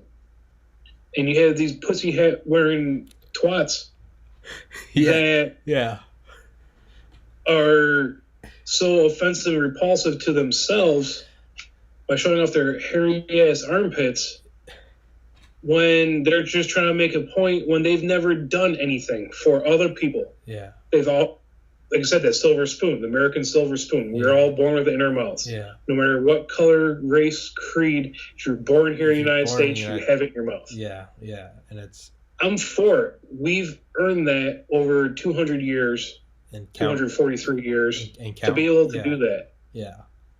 And it's an insult to every person ahead of us and after us who's done something to make this country and world a better place. Not just, oh, shave the whales because they're hairy. I mean, throw away the plastic bags and straws. Yeah. Oh, so-and-so said grab him by the pussy. Yeah. Well, when you're at home with your husband and you're pegging him, you're not talking dirty to him. Yeah. Get the fuck out here, you know? Yeah. It's pearl clutching. It's fake anger. I gotta pee again. Dude, Jesus, man. I've had people tell me, like, dude, you might need to get your prostate checked, or at the very least get sponsored by, like, talk about with interrogations. Or what I don't know what you're allowed to talk about, or if you are allowed, what you even want to talk about, if you don't want to go there. I will respond in typical interrogator fashion with a question. Like, how do you think interrogations work? Okay. Like, tell me how you think an interrogation how do works.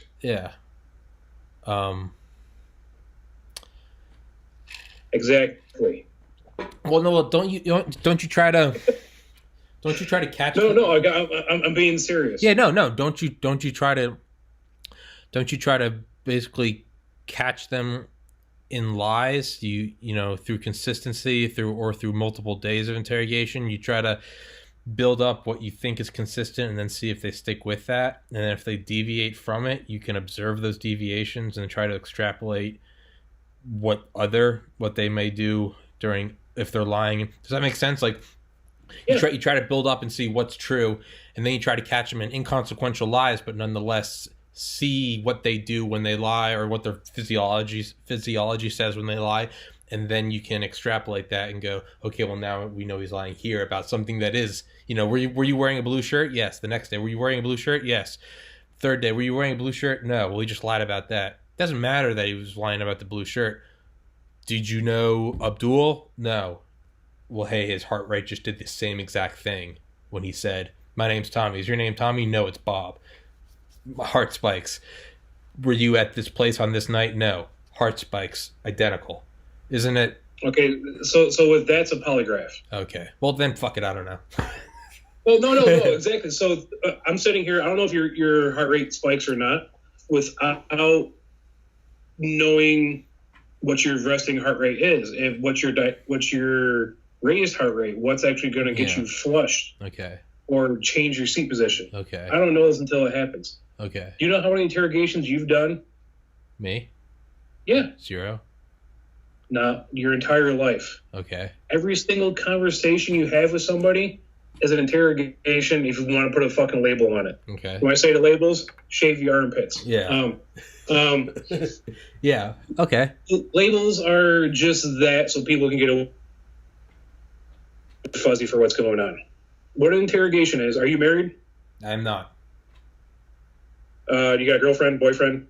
No girlfriend, no boyfriend. But have you had one in the past? Yes. Okay. So when you met Shim, he or she? Her. I'm guessing she. Yeah. When you met her, did you meet her, just take an instance, have you picked a girl up in a bar before? No. Have you picked a girl up in a public place before? No. I have no game. No. When I started dating her, I met her in class. Okay. Okay. Fine. So you have a common point of interest. Okay. Which was a fucking perfect segue. Thank you. Yeah. You have a common point of interest, right? You were in class. You go to the same school. You're the same age. Same, you both like chocolate milk. You both like Mountain Dew. You both like $12 shitty coffee from Starbucks instead of Dunkin', Okay. You had these common points of interest. When you're talking to someone, you and I, our common point of interest is JP. Okay. You're interested in what I do as an artist and what I've done in the military to lead me to be my artistry today. Common points of interest. We both know electronic devices. We have a dozen right now without even counting. The average married couple American couple have between 9 to 13 common points of interest. Food, music, where they're from, family, favorite color, cars, so on and so forth. Politics. 9 to 12 common points of interest. Okay. Me doing interrogations, I would have 80 plus per detainee. Were they real? Marif, which is Arabic for I don't know. I'll never tell. Okay. So if our spouses that we see every day and we love and all that, and we have 24 common points of interest, what do you think it is for myself or other human collectors to have dozens upon dozens of common points of interest? That person's going to trust you more. That person's going to open up to you more. Now, are these? You obviously don't have to answer. Are these fabricated? Hey, so both, for me, both yes and no. Okay, for me, I do have family in New Jersey. I'm very familiar with New Jersey. But let's say I never had been. If I'm interrogating you, let's say I hadn't been in. Fuck it. Let's just say let's say you live in Canada. Oh yeah, no. So I have family in Canada, Nick. Yeah. Oh yeah, we're right. Oh yeah. Okay. The human response is to narrow it down to what we have in common. Yeah. Do I want to talk to you? Okay. Yeah. Hey, my buddy JP flew drones. Okay. You like Starbucks? Oh, I like. Okay. Now, does it matter if they're real or fake, or does it matter what your presentation of them are? Exactly. Because you can figure out if I'm lying. Like, oh, you fought in Iraq? Me too. Like, yeah. No, you didn't. Fuck off. Like, you know. Like where? You know, like for me, there was sand. I was NCOIC, non-commissioned officer in charge for a while of screening every detainee coming into the prison. I was this guy that was my supervisor. Excuse me. And when he went on his R&R, I took over for him, changed a few things around, and intel collection went up. Like, it was great. So I spoke to majority of the detainees coming into Camp Cropper. So I had anywhere between 10 to 20 minutes to sit down with Abu Douchebag and his brother and his father and his cousin and his uncle, because the Marines rolled them up because they were trigger happy that day and wanted this area cleaned up. I get it. I can figure out why they're there. So there's 3 things we were looking for. Knowledgeability, military terms, do they know anything? Mm-hmm. Placement and access to that knowledge. How close are they with the imam that has weapons cache in the mosque? Yeah. And cooperation. Are they going to work with us? Mm-hmm. So it was my job in those 10 to 20 minutes to figure out what each detainee's tells were, if they're lying or not, if they're going to be cooperative, if they had the knowledge, and placement and access. Okay. It was quite a big responsibility. Like, from there, I would assign that detainee to interrogator Y or interrogator B or D, or depends who they were, because I know all the interrogators. I know their techniques. I know different strong suits. Their approaches. Like, everything can be done with approaches. Okay. You can't go in and slap the shit out of someone. Well, you can't do it anymore anyways. But I can't just go in and yell and scream at somebody because the person's 18 years old and they're going to be intimidated by that. Then they're going to... Or they're going to hate you. They're going to hate you and they're not going to cooperate. Yeah. I'm going to walk in my first 2 seconds, I'm going to gauge your body posture. Then I'm going to go from there. Okay. Are you all cuddled up? Are you fearful for your life? I walk in. Are you going to piss yourself? Good. I'm going to use that to my advantage. Okay. I'm going to use your nonverbal communication to what you're doing. Okay. My way to tell if a person's lying is their hands. Everyone's like, oh, their eyes look up to their right or up to their left, or however you're saying it's backwards, or they're looking down, or they shift their weight.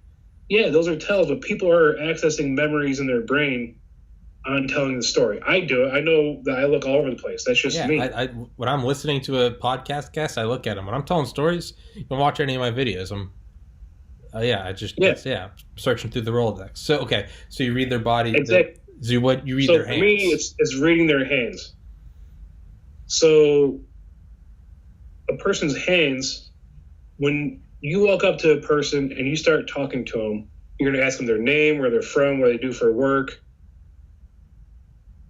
Or you talk to them, hey, that's a nice car. How long have you had it? You know, those little conversations, you're going to see people tell the truth. Then when you start getting into kind of like an emotional response, you're going to see a person's body language absolutely change. Okay. Like me asking you if you're married or girlfriend or boyfriend, you leaned way back and you're like, oh, I'm here, you know, like. Oh, yeah, for me that was. Like, why are you questioning me? Yeah, okay, yeah. No, okay. All right. So just that little bit right there is exactly what I'm talking about. No, what does that tell you, though? Like, you can just observe I move back, but did that help predict the answer, or is it just something? Is it something you note and then you could compare to future interrogations? He leans back when asked. I guess what you would do is you'd find out my answer and then see if I'm being truthful. Okay, he does that when he's telling the truth. Exactly. Okay. A really good interrogator already knows the answer to the question. Okay. Oh, okay.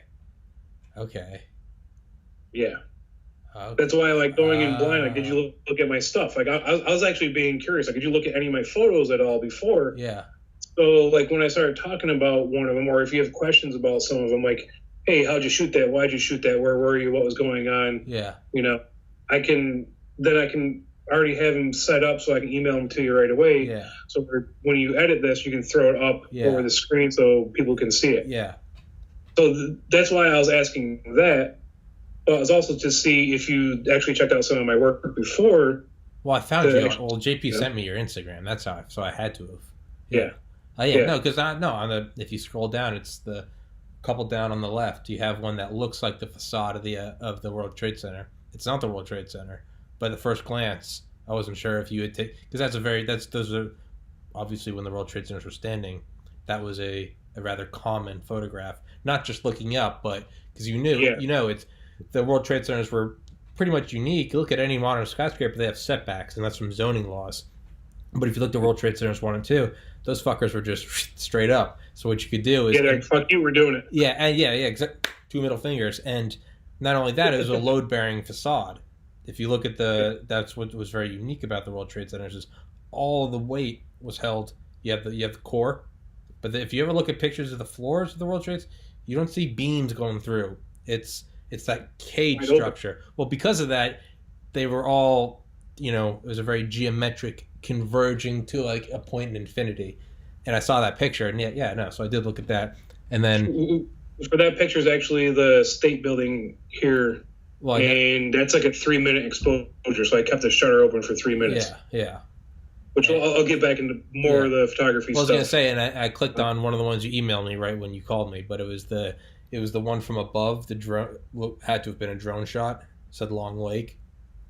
That's what the label was, but it was all trees, or it looked like a river going through it. Yes. Yeah. For that one is actually in a magazine. That's why I sent you that one. Okay. Well, anyway, dickhead. I looked at your pictures. Fuck you. Yeah. No, it's good. It's good. Like, I want to know this. So, like, as a common point of interest, okay, you looked at some of my photos. We got talking points. We got stuff to talk about. Like, that's all interrogation is using the human dynamic to extract information to be used in any sort, matter, or form, depending on what it's for. Okay. You go buy a car, you're going to be more aggressive with a car salesman than you are the person in the movie theater getting you popcorn. Yeah, because there's no negotiation. There's no benefit. There's no negotiation. Yeah. Exactly. So it's just I'll give you $3.85. No, douchebag. It's $4. Do you want it or not? Yeah. Next. Yeah. All right. You want to play hardball? Okay. No, honey, take the kids. I'm gonna. Yeah, it's. Yeah, I'm gonna fight this and not even see my movie. Okay. But so it's just a dynamic of human conversation and using it to extract information. Do you want them to know? Isn't it disadvantageous for them to know you're the interrogator? Well, I mean, it's clear in day who the hell I was. Well, I guess what I was going to say is, would it be, advantageous for you to come across someone else? Because as you're telling me you're an interrogator, which is one of the approaches, which is a false flag. Okay, well, I was going to say, because you told me, like you said, like, oh, you leaned back, and then you bring up pictures. So now, I can now not unlearn that you're an interrogator. So now I'm examining everything I do. Even though there's no, like, I'm not hiding. It's a podcast. I invited you on. Like, but I now know you're an interrogator. So whether or not I have a reason to hide or whether or not I think I am consciously and or unconsciously aware that you're an interrogator. So now I'm very conscious of my hands. What am I doing with my hands? Now I'm very... Well, I can't see your hands. So that's... Yeah. Okay. Good. Yeah, you don't want to see them. But is that... If let's say you're interrogating Abdul Shithead... Is it in your interest that he doesn't know you're an interrogator? Or maybe another interrogator comes in and you come in there and you've got your white coat and you've got, or not your white coat, your collared shirt with your pencil protector, your pocket protector, and you're just, is there a benefit to them not knowing you're the interrogator? Because Operation Paperclip in Ashcan, the prison we set up in Europe right after World War II, when we had all the top guys there, like Walter Dornberger, I don't think von Braun was there, Otto Ambrose was there, Arthur Rudolph, a book by Annie Jacobson, you should listen to it. They go in and they couldn't get anything out of these motherfuckers, right? And it's the top. It's not guys that we want hung at Nuremberg. It's guys we want because if we don't, Russia's going to use them. Soviet Union's going to use them. Well, initially, this guy had been training. He'd been watching all these Nazi films all throughout the war. And this guy was, learning all their, learning the different things they do, how they address each other. So even if they're, because they're all shaven, they're all trying to get rid of their Nazi paraphernalia. Mm-hmm. The U.S. had trained, the OSS had trained these guys to be like, we need you to be able to spot them through shit that they think we don't know. How, the dynamic between superiors and, I guess, inferiors. So when this guy first got there, he's talking about, I'm so, I'm nervous. I've been training for this forever. And here are these guys that were at the most secretive U.S. prison in Europe. And it's all these, and it's, I'm the tip of the spear for like the intelligence community. And he's, fuck, I've been training for this moment. And now the door opens and here he is. Here's Otto Ambros. Here's Walter Dornberger. Here's Dr. Blomo. And when he sees this guy, whoever the Nazi was, apparently the first thing he said, he's like, oh, are you the wellness officer? Because, like, this is against the Geneva Conventions. I haven't gotten a new pillow in 3 days.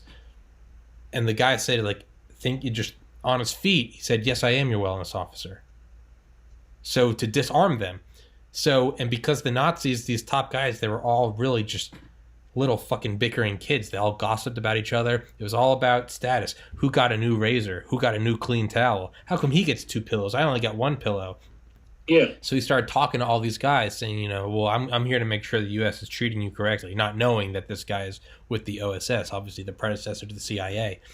Yeah. And he used that to his advantage because they wouldn't talk to interrogators. They thought he was there to see to it that they were treated nicely. But in reality, he is the head interrogator. And that's how they got shit out of each other. Because the more they gossiped about each other, he'd give them more stuff. Here's an extra cup of coffee. Between you and me, here's a clean towel. And that's how they got these top Nazis, not through gunpoint, but the point is they didn't know he was an interrogator. So that's what I meant is it in your interest to not let them know? Granted, these aren't the top Nazi brass. This is Abdul Shithead that was rolled up. These are top Al-Qaeda and Jaish al-Mahdi and Quds Force and no Boko Haram. Yeah.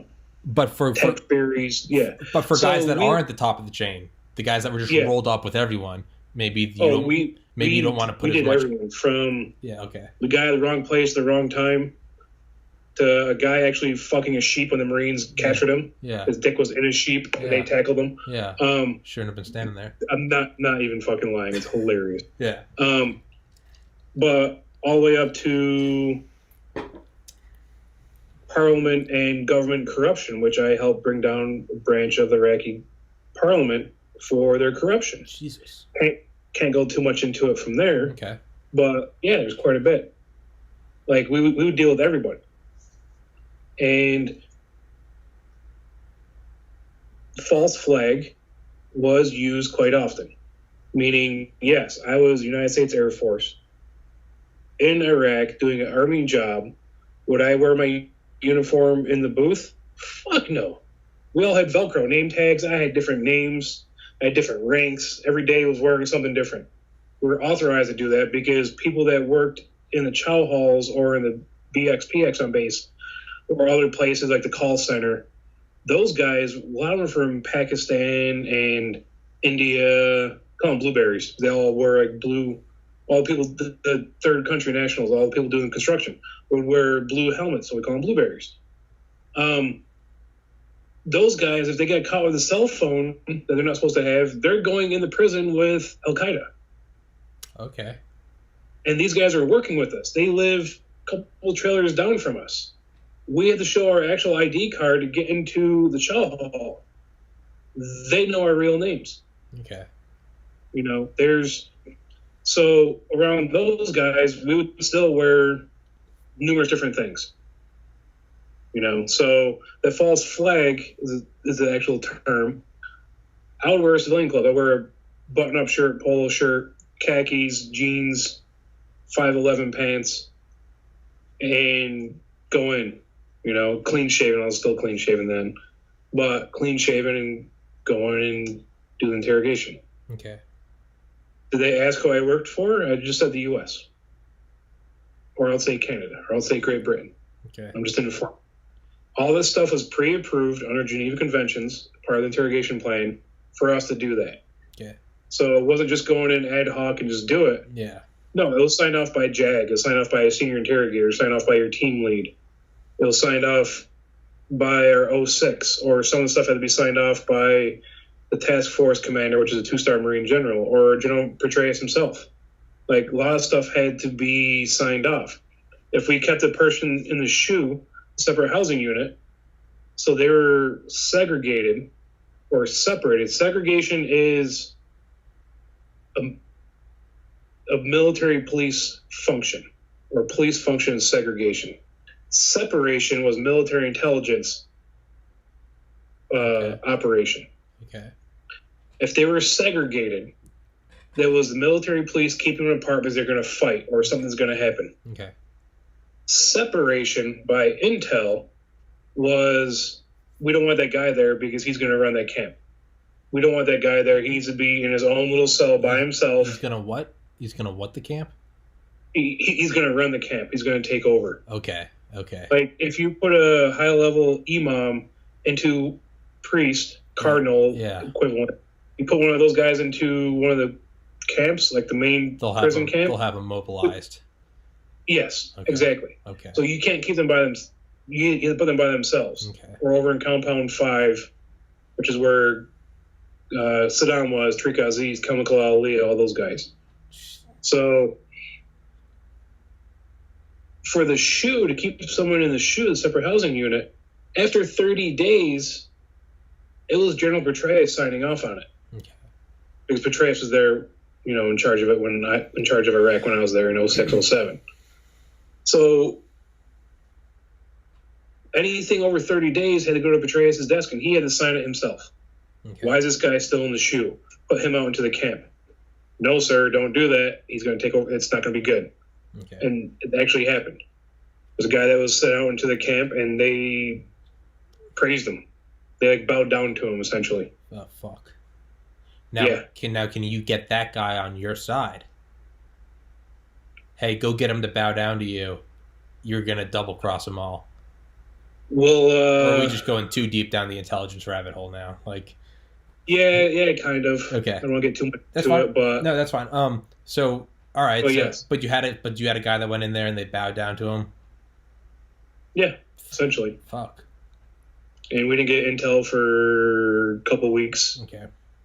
And then, like, exactly what you said, like, hey, if a person says that they're like a human collector or anything, if a person ever says, help me, help you, just give them one of those. Okay. I fucking hate that phrase. Okay. Help me, help you. It's such a cop-out, Yeah.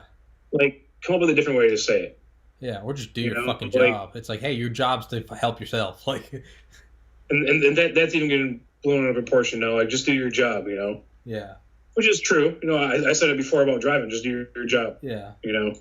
But it's amazing. It was the best job I've ever had in my life. Like, I'm not even gonna lie.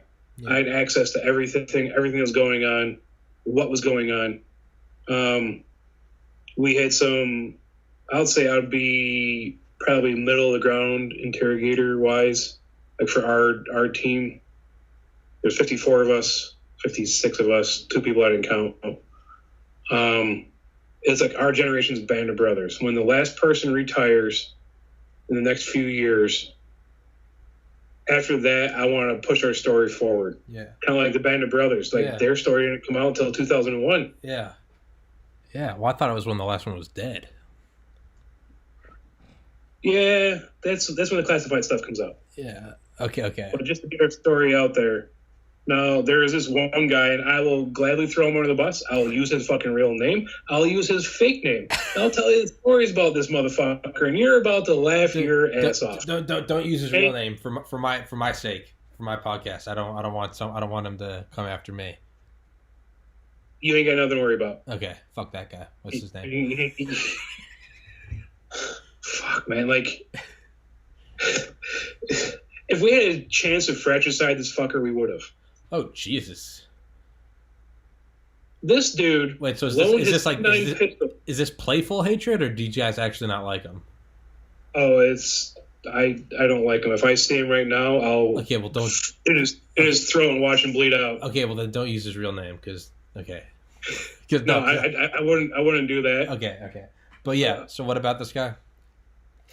So he loaned his M9 pistol to one of the other guys in our unit who was going out to help recover one of our missing. This guy wasn't qualified on the M9, but he took an M9 just as the extra sidearm as he's going outside the wire to help recover and find out where one of our guys is missing. Okay. Comes back, gives a pistol back to Josh. I'll just keep it at Josh. I won't use his last name. I'll just use his first name. I'll use his pseudonym when he writes his books for. We'll come back to that. So Josh gets the pistol, puts it in his holster, goes to work. And we had 2 shifts, day shift, night shift, 12-hour shifts. As day shift is leaving, night shift is coming in. Every time you walked into the building, you would have to clear your weapons. M9, drop the magazine, put the barrel put the muzzle of the pistol into the clearing barrel, rack it back, check to make sure there's no magazine, there's not a round in the chamber, release the slide, put it on fire, pull the trigger so it's clear. Yeah. Put it into your holster. Yeah.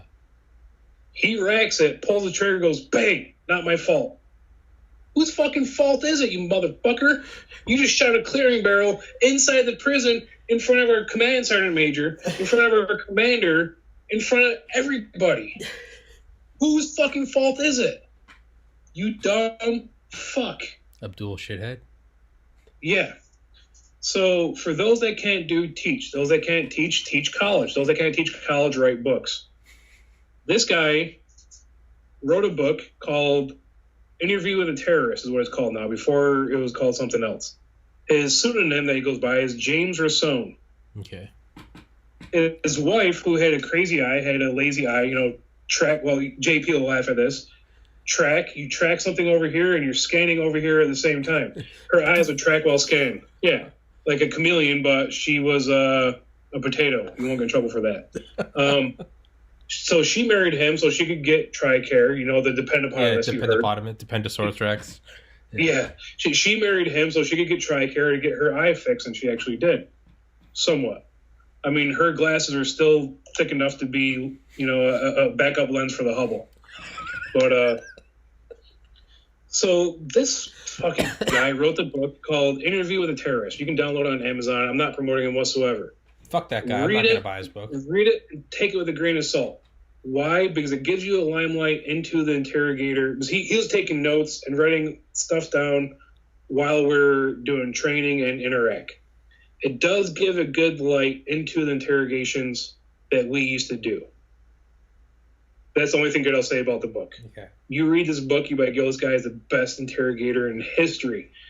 Jason Bourne can't touch this guy. Like, this guy was the shit. This guy, when I was about to get out, this is when the Snowden reports came out, he sent me emails and Facebook messages trying to confirm the top secret information in the Snowden reports, if they were true or not. Yeah, fuck this guy. Yeah. Like, when it comes to classified stuff, it's going to the grave with me. I'm never going to talk about it. Yeah. But these little stories like this, it kind of gives limelight on how shitty people actually are. Yeah. So, our commander from Iraq retired back in May of 18, I want to say. Yeah. So I went out to St. Louis for his retirement. We're about to leave, and one of our guys goes, hey, did you know that Josh got arrested in Orlando back in October? Like, for what? He was trying to solicit unprotected sex from an undercover cop. During Operation No Trick, No Treat. There was doctors that were arrested. There was 150, 200, 300 people arrested in Tampa alone for Operation No Trick, No Treat. He brought a note from his doctor stating that he does not have a STD, so he can have unprotected sex with a prostitute. See, this guy's not bright. He went to Oxford in England for college. He's somewhat book smart. Or he's plain dumb like a fox. No, he's dumb. Like, this is a guy where you'll cut his Achilles tendon and you be like, yeah, you deserve that. Yeah. Like Okay. he's just Okay. fuck. Yeah.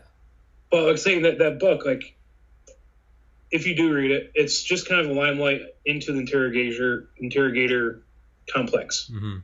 You know, but with a grain of salt. Like he hyped himself up so much. His wife helped him rewrite the book, and she was never in the military. Yeah. Yeah. Exactly. Getting those book sales, though. I mean, maybe he's just trying to get that paper. And he's done like a World War III series, you know, like a fictional series on World War III. That's why they're trying to confirm the classified stuff in the Snowden reports. Fuck that guy. Digress. Operation No Trick, No Treat. So interrogations is a blast. Like I learned a lot from it. I helped train OSI on better questioning techniques when I was in Jersey. Like it was great, you know, to see people like, oh, that makes sense. That's how you would do that. Like I said, it's knowing whatever I do, I try to learn everything I can about it. From not just a manual, but from practically doing it. Mm-hmm. You know, like back to photography. Like I just graduated from Mohawk Valley Community College right here, and I won Best in Show for SUNY. And it's a SUNY. community college. What's that? Yeah, it's a SUNY. Yeah. Yeah. So there's 64 SUNY schools. Yeah, I applied to all of them. I applied to all of them when I was applying to medical school in 2013. Yeah. Yeah. So SUNY schools, their education here in New York, one of the things I'll say about New York is education is phenomenal. It's so great here. It's great. If you're a New York resident, you can go to school for free in New York State as long as after you graduate, you stay for 10 years, and it's paid for. Yeah. There's amazing programs. I will not dog it whatsoever. Yeah. So I was about to graduate. I was one of few people to be asked to put one of my photos in. And then the art dean and the other art professors picked the photo they want to put in of mine, and it went to Albany, to the SUNY headquarters. They then brought in art critics from New York City and God knows where else, but they were in New York City. They came up and they critiqued all of our art, from sculptures to paintings to fine art drawings to photography, which even still today in 2020, photography is still not considered an art. Conversation for a whole another podcast. But because it's realistic. Mm-hmm. Art is not realistic. I guess that's where the line is. Yeah. It's too real. Yeah. So as beautiful as it is, it's still too real. But so these art critics critiqued 160 pieces of work, and they picked mine as best in show. So the one I sent you, do I have it? Of Zion. It says the Virgin River in Zion. It's an infrared picture. I'll talk to you about infrared in a second. It's like white and blue, right? Yeah, I've seen infrared photography. Yeah, infrared's badass. So a little bit about infrared photography.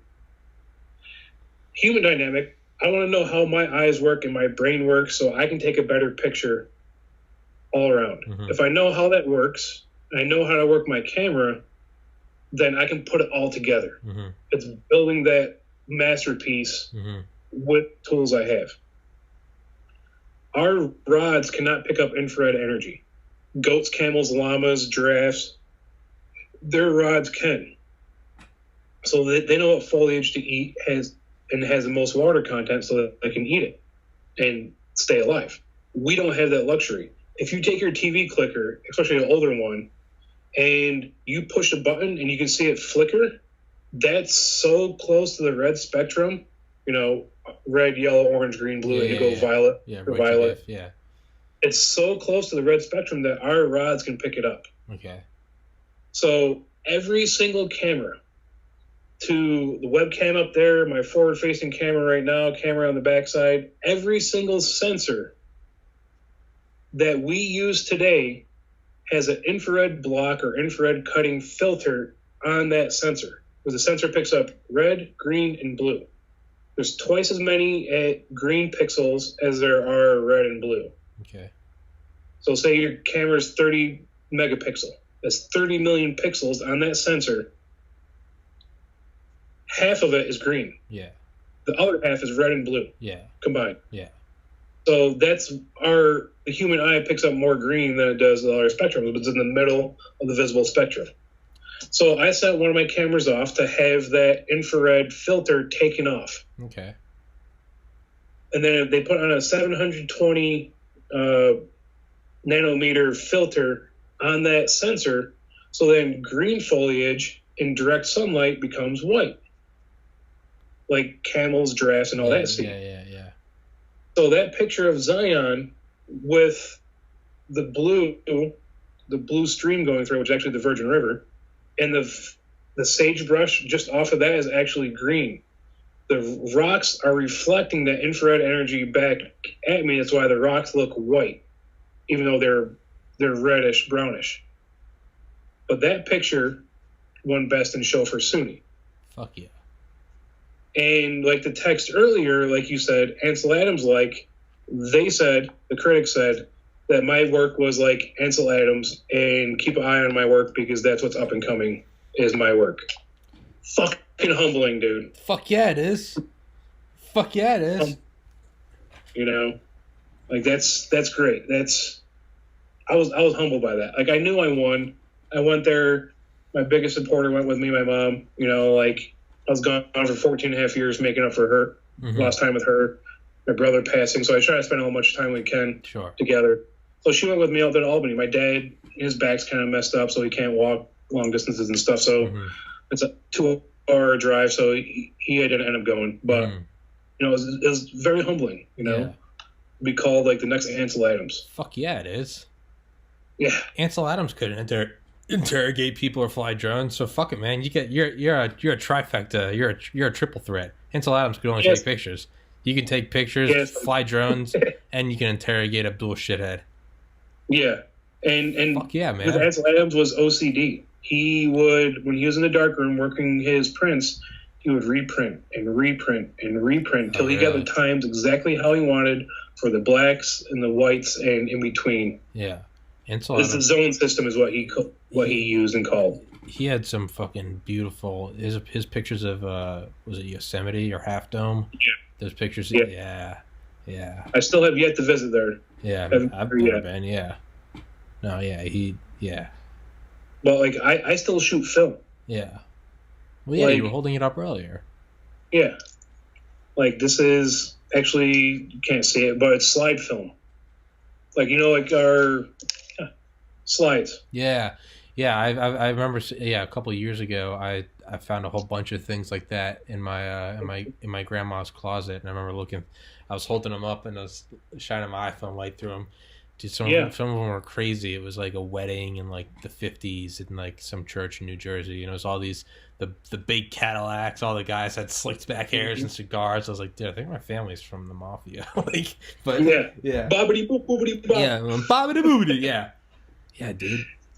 But like I process black and white color film and slide film in my kitchen. Yeah, fuck yeah. My hope the DEA temperatures doesn't come in. Actually, once you mix the chemicals, so you have your developer, your stop bath, and your fixer, or Blix when it comes to color. Once you mix those together, they become neutral. Okay.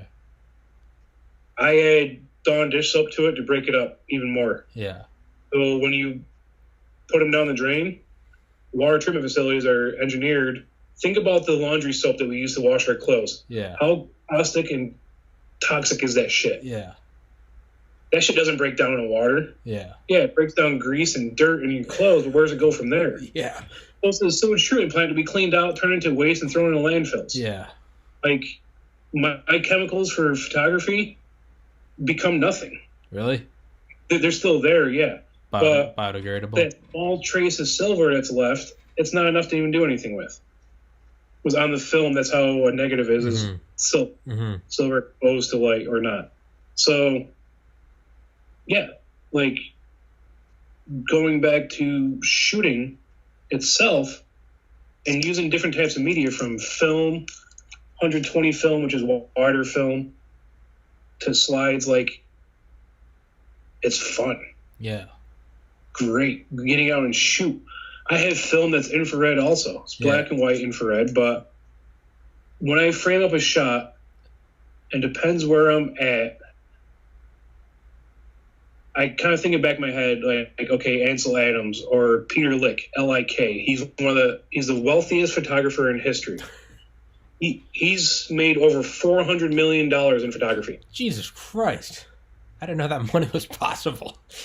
He has the world's most expensive photo, and it was shot in Antelope Canyon in Page, Arizona, and sold it for $6 million, if I recall correctly. I don't have internet, so I can't fucking pull up and see. Jesus. Thanks, Spectrum, douchebags. Don't sponsor us.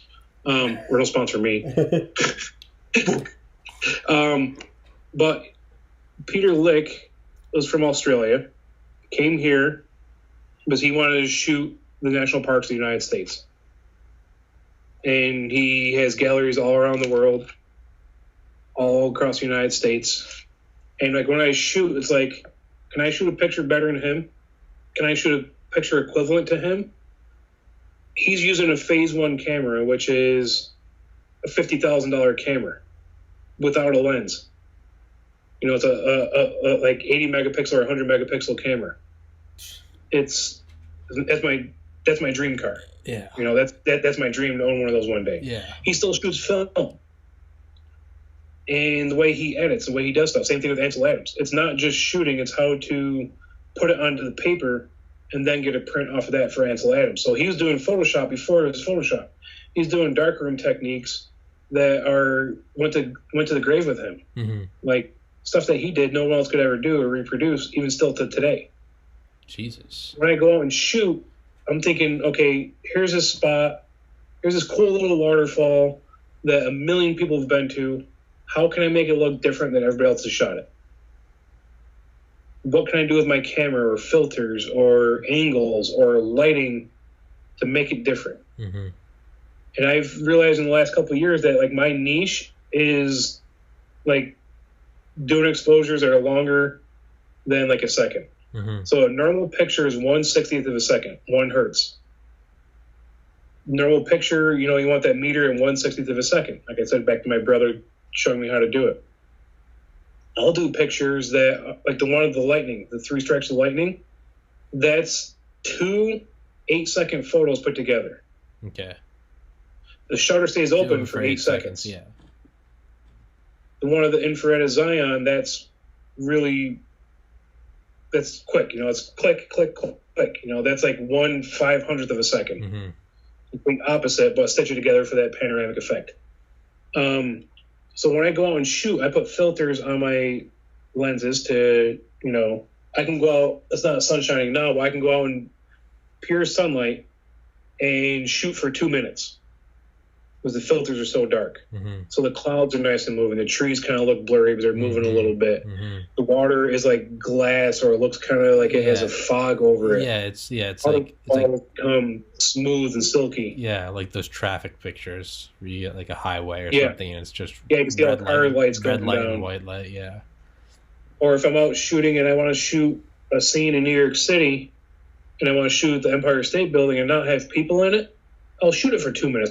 Those people are going to be moving. They're not stationary enough for a light to reflect off of them onto the sensor or onto the film. Mm-hmm. Like my hand is right now. If I move it super fast, you see that frame for a split second. Yeah. Now, if I capture it, right now I'm at probably 30 hertz or 60 hertz or frames per second. It's capturing it. When I'm shooting long exposures of a building, you won't get that movement. You won't see the people in it. Mm-hmm. So, like I have one of Niagara Falls that I did. I was there back in November, and yeah, there's some people that were stationary for the 30 seconds I shot it. Other ones, it looks just kind of blurry. Mm-hmm. The colors, they're moving slowly. If they're walking normal speed, you won't see them whatsoever. Mm-hmm. It's knowing your equipment, it's knowing your media, no matter what you're doing. Yeah. For bleeding iris photography or any other bleeding iris tag that I used, it was N. Phelps Photos and Editing. That's original. That's great. Hey, you started somewhere. My name's out there. Mm-hmm. You know, people see it. They see stickers that I did for a while on business cards. All right, it's not catchy. It's not trendy. It's not Amazon. It's not San Pellegrino. It's not the Lakers. It's not, you know, something that's branding, something that's there in your face, that's different, that people won't forget. Yeah. A name, we'll forget it. I'll know your face for the rest of my life. I'll know your name for the rest of my life. Can I put them together? No. Yeah. I'll tell you that right. I won't be able to. Yeah. Usually. But so when I was flying, we would do block leave. So we would have 3 flights. Here we go. 3 flights in our unit in New Mexico. 1 would go on leave. So 2 would have to fly 12-hour shifts to cover for that 3rd flight being gone. So summertime, we'd do block leave in summertime. Then we would do it for Thanksgiving, Christmas, and New Year's. So you can go home, see your family for Thanksgiving or Christmas or New Year's. Mm-hmm. Before that, when JP was first in the community, there was no leave. You didn't get leave because you were flying nonstop. They didn't have the manning. That's why they made up the new career field. So on this block leave, I'm flying 12-hour shift, 10.5 hours in the box flying that day. I had a boudoir shoot that I had to edit so I could get the book made so the girl can give it to her fiance for Valentine's Day. Mm-hmm. I think it was Valentine's Day. I don't know, it was summertime, maybe anniversary or something. So staring at the computer screens for 10.5 hours. Then I come home to my 27-inch monitor and I'd edit a photo shoot, which is a lot. Connor, I told you about, he comes in, he's like, hey, man, you want a beer? I'm like, yeah. He goes, you all right? I'm like, nah, man, I feel like my eyes are bleeding. He's like, what? I go, get out, walk out. I'm like, just grab my beer, you know, like, he goes out, comes back. I go, bleeding with the G or without the G? He goes, without the G. So I text my brother, Chris, the one who passed away, because he was a tattooist, an artist, and phenomenal artist all around great person. Mm-hmm. As you know. I asked him, bleeding with the G or without the G? He's like, without the G. Bleeding iris photography started. It felt like my irises were bleeding. That's good. Irises are like fingerprints. Every single iris is different. That's why our phones have retina or iris scans now in infrared. Yeah. Yes, an infrared camera on our cell phones to scan our retinas or iris. Everything goes back in a loop. Yeah. So the logo. Worked with SEALs for numerous years throughout my career. My unit in Jersey were the Devil Raiders. We didn't fly the American flag. We flew the Jolly Roger. Fuck yeah. Yeah. So I'm like, how can I make this different? Well, in special operations, once you get certified in mission qualification training, now you're Air Commando. You're in special operations, Air Force Special Operations. You're part of the community. You're part of the team. Mm-hmm. So I usually carry it with me everywhere I go, or when I'm in my house, attach my camera bag or whatever. So my actual issued SOG dagger, Jesus Christ, is the knife that's in my Bleeding Iris logo. Yeah. And the eye patch, because you don't want to see a hollow hole. Yeah. So I have the eye patch with the blood coming underneath it, and the other crossbone is a camera. Yeah. Fuck yeah. Bleeding Iris Photography. Fuck yeah. I saw the logo over your shoulder earlier when you were back before Spectrum shit the bed. What was it? Order of the Bayonet? Did it have anything to do with the dagger? Oh, yeah, there it is. Yeah, the Order of the Bayonet is... Well, I recognized the knife. I wasn't sure if it had anything to do with your SOG knife. So that is, when I was in the CRW in Jersey, you know, flying the Jolly Roger, we would do airfield seizures with Green Berets. We would, once they took over airfield, we would start Force Module 0, bring in Tent City, set it up so we get all the airflow going, bring in supplies and troops to take over Baghdad or Afghanistan or wherever next, Tehran. Who the hell knows? Is that just to get the foot in the door kind of thing? Yeah, like we're the first ones there. Yeah. Special Forces were first, then it was us. Yeah. So Order of a Bayonet is, if in the military you have to fix a bayonet today, shit has gone wrong. Yeah. You survived the nuclear holocaust. shit's beyond real. Yeah. If you're back to blades and you're not doing like some CIA Special Activities Division or Delta Force assassinations or something, if you're just down to a blade in general, shit's something's gone wrong. Yeah, or you're out of ammo and you're fucked anyway. So, yeah. The bayonet there. The bayonet there. Is actually an M16 or M4 bayonet. Okay. Yes, they actually make them. You see the Marines with the pugil sticks using one of those ones. And when I was in Jersey, I got two of them. I got one from the Age shop, which is that one, right? No, that's from my unit. And the one from the Age shop was the AK-47 bayonet. Okay. On the muzzle of the AK, you see like a little nipple on the bottom. That's where the bayonet attaches to it. Okay. All of them have it. You can go to Walmart and buy, well, not New York, but you can go to Walmart and buy AK, and it has that little nipple on it to fix the bayonet. Yeah. That's what's actually there. That's what that little thing's for. Okay. So order of a bayonet means that you are a badass warrior. Fuck yeah. Like, you're one of the elites, which is humbling, too. I'm like, I'm just doing my job. Yeah. You know? Yeah.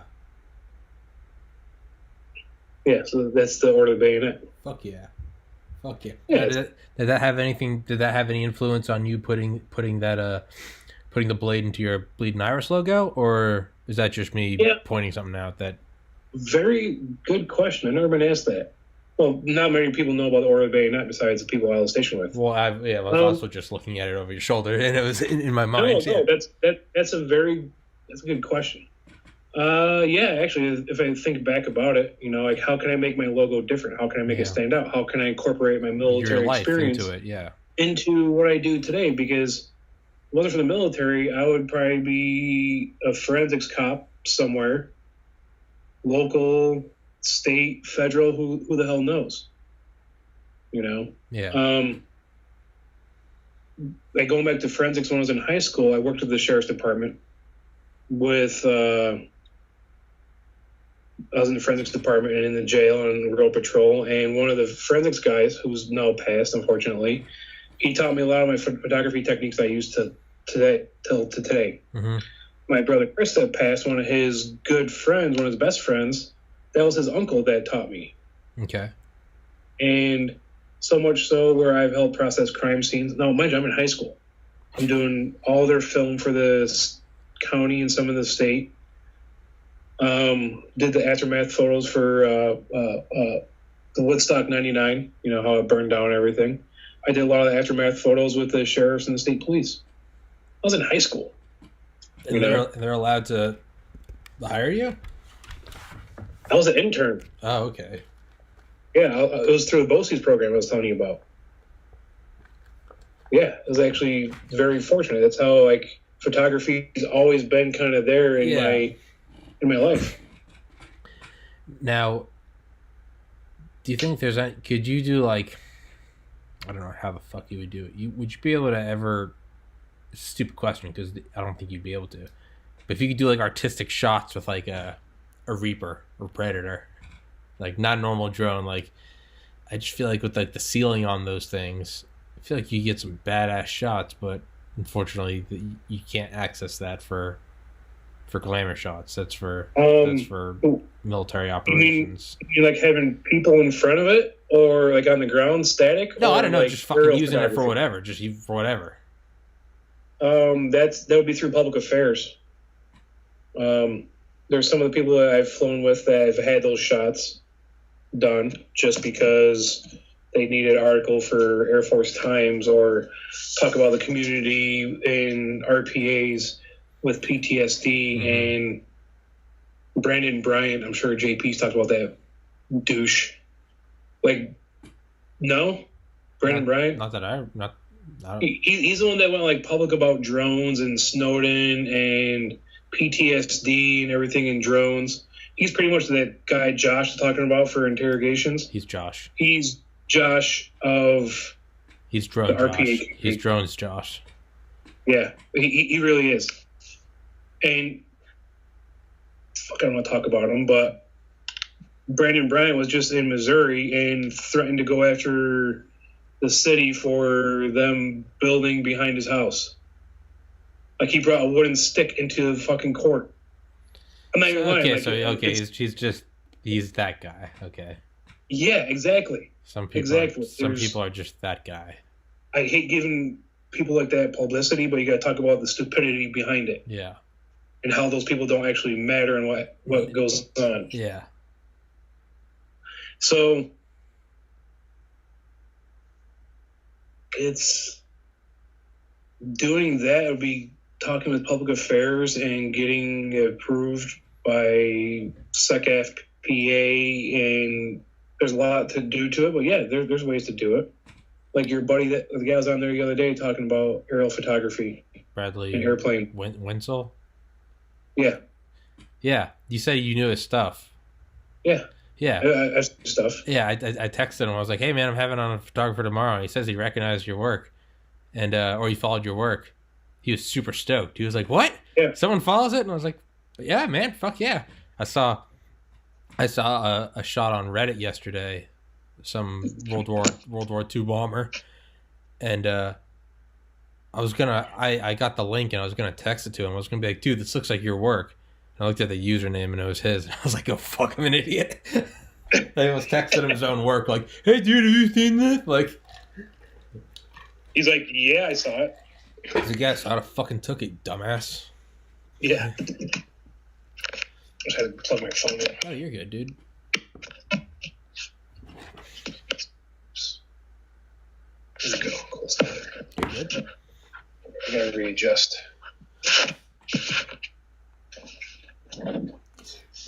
What is Let me turn the heat off. It's getting toasty in here. What do you think about the B-21 bomber?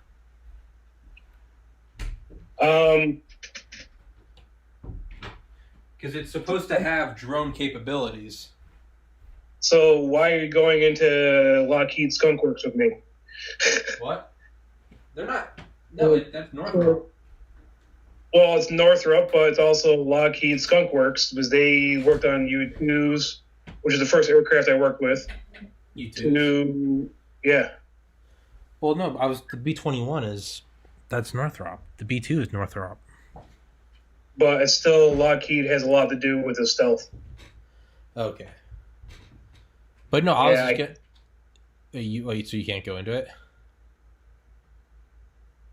I was just asking. I was asking you loosely. I didn't know you had fucking any involvement with this. I don't. I know a lot about like the dark planes, you would say, because like I said, that was the first aircraft I worked with was the U-2. Mm-hmm. So I learned a lot about it and how that stuff works. And the B-21. I mean, obviously, I just read about it the other day. I don't know too much about it, but it's gonna be pretty badass. I think. I hope. Yeah. I mean, we have stealth fighters. We've had the F-117 since the mid '80s. SR-71 technically was the first incorporated stealth, right? F-117 was the first like true. Have you read Skunk Works by Ben Rich? I have not. That's a fucking good book, dude. Is it? Yeah. Get the Audible, man. You'll fucking listen to it in a day. It's insane. Talking about the SR-71, the drone they used to put on it, the D-21 drone. That kind of just became unclassified recently too. Yeah. Yeah. But it's fun. At G.I. Joe, we used to get they copied a lot of stuff from the military. G.I. Joe had like an SR-71 that had a drone on top of it. Yeah. And that was back in the late 80s. The military would never confirm it. Yeah. Well, it would... And not 2019, they did confirm it. Yeah. But, yeah, I guess they couldn't really tell G.I. Joe to not make it because then that would confirm that it is something. You got to just not acknowledge it at all. Yep. Yeah, well, I think JP and I brought up the B-21 in the first episode because it's going to have the capability to just be flown remotely, which is insane. Well, there's other RPAs out there too that are like that, but that are already stealth. So I mean, we got stealth all across the board. Yeah. Next is helicopters. Once they become like when they did the Bin Laden raid. Yeah, Neptune Spear. Yeah. Yeah, those were supposedly stealth. Yeah. Do you think that there will ever be a? This is something I thought or tried to make a Photoshop of a while ago. Do you ever think there will be like a stealth refueler, like a KC-135? I was thinking, my idea was like, what if you retrofitted a B-2 with like a boom, and you could have that thing refuel Air Force One. You don't want to give away the fact that, for whatever reason, let's say Air Force One needs to be refueled midair. You don't want to advertise the fact that it needs to be refueled midair, because something's clearly not right if you got to stay up, like 9/11. So, I don't know. Or, you don't want it to be a military target, some other, state actor sees that Air Force One's getting refueled. Well, you take out the middle link, the refueler, force them down. Well, I had an idea of like, what if you had like a B-1B or a B-2 and outfitted them as just refuelers, and they could go meet up with Air Force One, which got me thinking. I feel like there's no stealth tankers that we know of. Exactly. That we know of, yeah. And I'm sure there's other countermeasures that they use for jamming radar and other ways to hide said maneuvers. Mm-hmm. Mm-hmm. There's stuff that goes on that I couldn't even think of working from in a think tank environment. Like mm-hmm. It's a great plausibility, but they've had so much trouble with the KC-10X just recently. Like, that was an absolute billions of dollars to redo it to what they have now, and then they still got to redo it. So to develop a stealth doing that, the biggest thing is the heat signature. Mm-hmm. The radar is easy to hide. The heat signature is the hardest thing. Mm-hmm. That's why the F-117, the B-2, other stealth aircraft, excluding the 35 and 22, exhausted out the top. Was the SR-71 or was it the F-117 that they actually dumped cesium, the element cesium, into the exhaust trail because it actually made it like almost disappear. Super radioactive. Ben Rich talks about it. He says they put cesium in the exhaust trail, and that's how they could basically make it disappear. Because it didn't matter how stealthy the SR-71 was. There was a fucking legitimate plume coming out the back. It was like it didn't fucking matter. You're going 3 times the speed of sound. You're going faster than the missiles at their fastest speed. So. Yeah. There's really no worrying about that. Yeah. Just the amount of fuel that it would take. Yeah. What do you think about the SR-72, the successor? I don't know anything about it. Well, no, or Lockheed announced that they were working on it. They announced it in 2013 that they're working. Oh yeah, it was 2014 when they declassified Area 51, saying that it was a test ground for U-2s. Yeah. Oh yeah, no, yeah. It's in November 2013. They said they were working on the SR-72, and that it would go twice the speed of the SR-71. Oh, I'm sure they. Yeah, there's a scramjet technology. Yeah, yeah. If we see it and know about it, I want to know about it. Otherwise, we ain't gonna see shit. Yeah, that's what I thought. Is I was with John when he had picked me up from the airport, and we saw that, and it was because John worked for GTRI at Georgia Tech Research Institute, doing aviation, doing jet engines, and I remember we saw that advertisement come out, and it was like should be it should be flying in 20 to 30 years, and I remember John saying that means it's been flying for 20 to 30 years. Yeah. Like the Predator was designed in a guy's basement or a garage, not basement, garage. And we always made the joke of when an engineer designs something, they're going to design it to the space that they're in. Mm-hmm. And then the redesign is going to be done professionally. So if you're designing an aircraft like the Predator or Reaper and you're doing it in your garage, you don't have... It's weird. No, I see like my arm is blowing out from the sun coming through the window. Looks just great. So the tail boards of the Predator, they don't go up, they go down. Mm-hmm. Because his ceiling in his garage is only so high. It's actually true. That's insane. Yeah, I guess it makes sense. Yeah. Shit. That's why the Predator goes down. And he designed that. I think the first one was like 88 or 89. Jesus Christ. I mean, it wasn't able, like he couldn't fly it because they didn't have the technology and such to fly it. But the first flights from the Air Force were mid-90s. I'll keep it at that.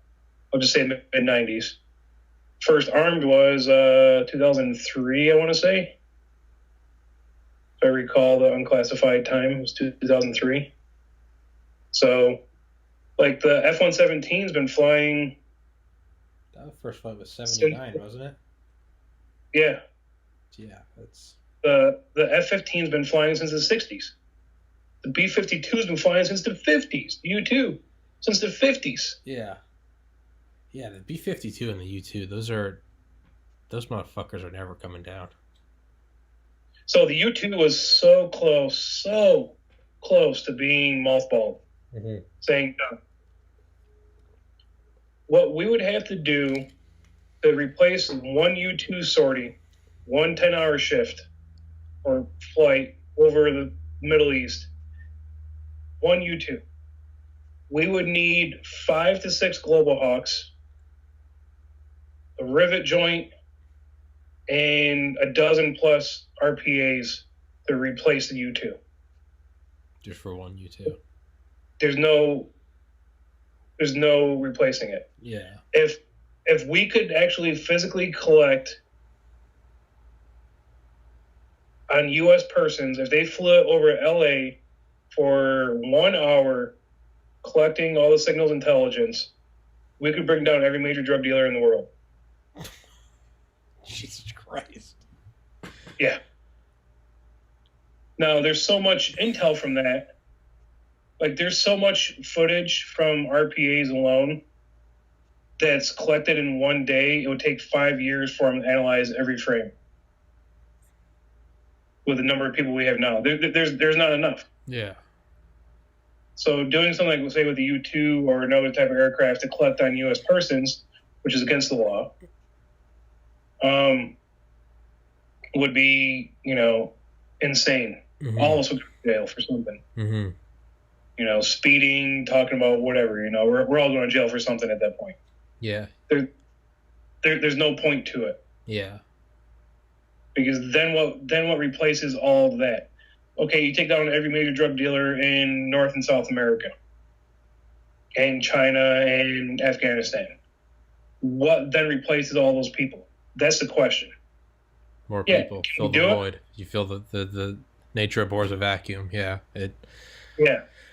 It's almost better to keep those in charge that are in charge and just monitor them and have some sort of controlled chaos rather than just new, uncharted chaos.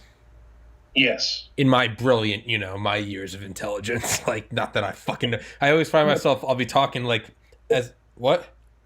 It's true, though. Yeah.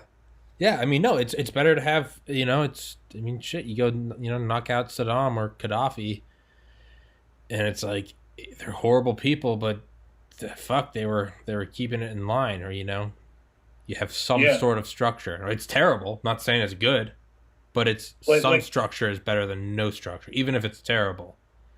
If you take Iraq, for instance, right? Yeah. We fucked up in Iraq. How do I explain this? Actually, I just got back. I was at the bar, actually, just across the street from me. Talking with my brother. This guy comes up, hammered out of his fucking gourd. I'm like, I didn't want to I knew him. I didn't want to facilitate him whatsoever. He goes, oh, you just got back from Iraq? I'm like, yeah. He goes, how was it? Before I could even say anything, he's telling me his opinion. Then why ask a fucking question? Like, He's an really, interrogator. He knows the answer. He has his answer. But that's the difference between, you know, actually trying to find the answer and knowing the answer. Yeah. So I'm like, okay, if you're such an expert, how did we mess up in Iraq? He's like, what do you mean? I go, if we shouldn't be there, how did we mess up? He goes, I didn't say we messed up. He goes, we don't mess up. I go, that's where you're wrong. I go, if you give me 2 minutes, I'll explain it to you. If not, let me buy a beer and get the fuck out of my face. Mm-hmm. He's like, all right. And my brother's like, really? I'm like, yeah, just give me a minute. I go, picture Russia coming in to America. Just going with it, not anything else. You know, picture Russia coming in. They abolish our government, they abolish our military, and they abolish our police force. What's going to happen? Bloods and Crips are going to unite. Well, MS-13 and all the Latino kings and them, they're going to unite. Aryan Nation, the Jews, the Catholics, they're all going to unite in their sects across the country and their groups across the country. Then they're going to start fighting amongst each other to grapple the power overall. Mm-hmm. There's no police force. You have this military forces here. It's going to kill you regardless, mm-hmm. or fight you regardless. When you're trying to make do for your family, that's how we messed up. When we went into Iraq, we abolished the government and their military and police force. Mm-hmm. There's no one there to replace that vacuum, as you said, or the void. So then what? Then we put someone into power, Prime Minister Maliki. Well, actually, he was voted in, but before him, I forget the dude's name. We put him into power. He hasn't been in Iraq in 10 years. Now he's running Iraq. People in Iraq didn't want to listen to him. You know, like, who the fuck are you? Mm-hmm. That's what we did in Iraq. We messed up. Mm-hmm. I'll admit it. I'll vouch for it. We messed up. But how do you fix it? If you have a problem, don't come to me to bitch to me or with me. Mm-hmm. Bring me a solution. Mm-hmm. That's why every troop that ever worked for me, every person ever worked for me. Mm-hmm. Every problem, I don't want to hear it. I don't care. So I know about the problem. I have the same problem. Have a solution or more than one solution, then we'll work together on it and fix it. Mm-hmm. How do you fix Iraq? Exactly. We were doing it. Mm-hmm. Not trying to get political. Yeah. Then Obama and Hillary came in, and they completely withdrew from Iraq. The last official war the U.S. has been in was the Korean War. It's been a ceasefire since 1953. All other wars have been campaigns or operations. Mm-hmm. Global Eagle, Operation Enduring Freedom, Operation New Dawn, the Vietnam conflict. Mm-hmm. The last official war has been Korea. So by us going to these other countries, we can pull out of there at any time. Vietnam, we pulled out, let them do their own thing. World War II, we were in England, Germany, Japan. We're still in those countries. Mm-hmm. Italy, we're still there. Korea, we're still there. We're defending that country. I defended that country. Like, I'm wearing the American flag on my sleeve, and the other sleeve is the Korean flag. Mm-hmm. They're my people. I'll put my life on the line for them, and I have no idea who they are. Mm-hmm. Iraq, when we completely withdrew, we said, fuck you guys, you deal with it. Mm-hmm. It's your problem now, and we messed up. Mm-hmm. What under a solution to get them back on track. That's the biggest fuck up of it all. Mm-hmm. And I take it personally because I put my life on the line to go there for a year, mm-hmm. make Iraq a better place, and make the Middle East a better place, and they shit on it. Mm-hmm. The solution for Iraq was there. Mm-hmm. So it's trying to find one now. And with who's in office now, it's coming along. It's not black and white. It's not. There's people who I interrogated who live 10 blocks away from me right now. People who've killed Americans or U.S. citizens living 10, 20 blocks away from me, if that. Do I have a problem with that? Fuck yeah, I do. Because they still want me dead. They still will go after my family and friends. But will they? No, because they're here living the American dream. Wars now. Once they become U.S. citizens after 3 years, they can go out and get a home loan. Home. And work at Chobani, which is right here. Like, they're living the American dream, and that's what they wanted. The stuff that they did while they're back in the original country in Syria, Yemen, Iraq, Iran, Afghanistan, wherever it is, they come here to make a better life for themselves. And 99.999% do. There's still those factions of a little bit. But back to how do we fix Iraq, that's the trillion-dollar question. How do you fix it? Yeah, I mean, it seems like kind of like what the Israeli soldier I had on, talking about like Hamas. It's like when we talked about it, it almost seems like the way you fix this stuff isn't through conventional, military operation this or bomb that. It's like, it seems like it's like, well, how do you like truly like rob cartels of their money? Is it a bigger war on drugs? No, it's legalized it, so it robs them of their black market profits. And it's like, how do you end all this shit in the Middle East? Get rid of a need for it. How do you get rid of a need of it? Resources, jobs, opportunities. If you can go work, or if you can go, go to a community college, you're gonna be less inclined to jump in a pickup truck with a 50 cal on it. So if you take Afghanistan, yeah, they don't care about roads. They don't care about schools. They don't care about stuff that we do. Yeah, stuff that we think makes the world turn around. They care about their family and their tribe, which is their family, their towns. How do you fight that? You can't fucking fight that. Yeah. Why are we still fucking around in Afghanistan? What's the biggest resource in Afghanistan? Opium.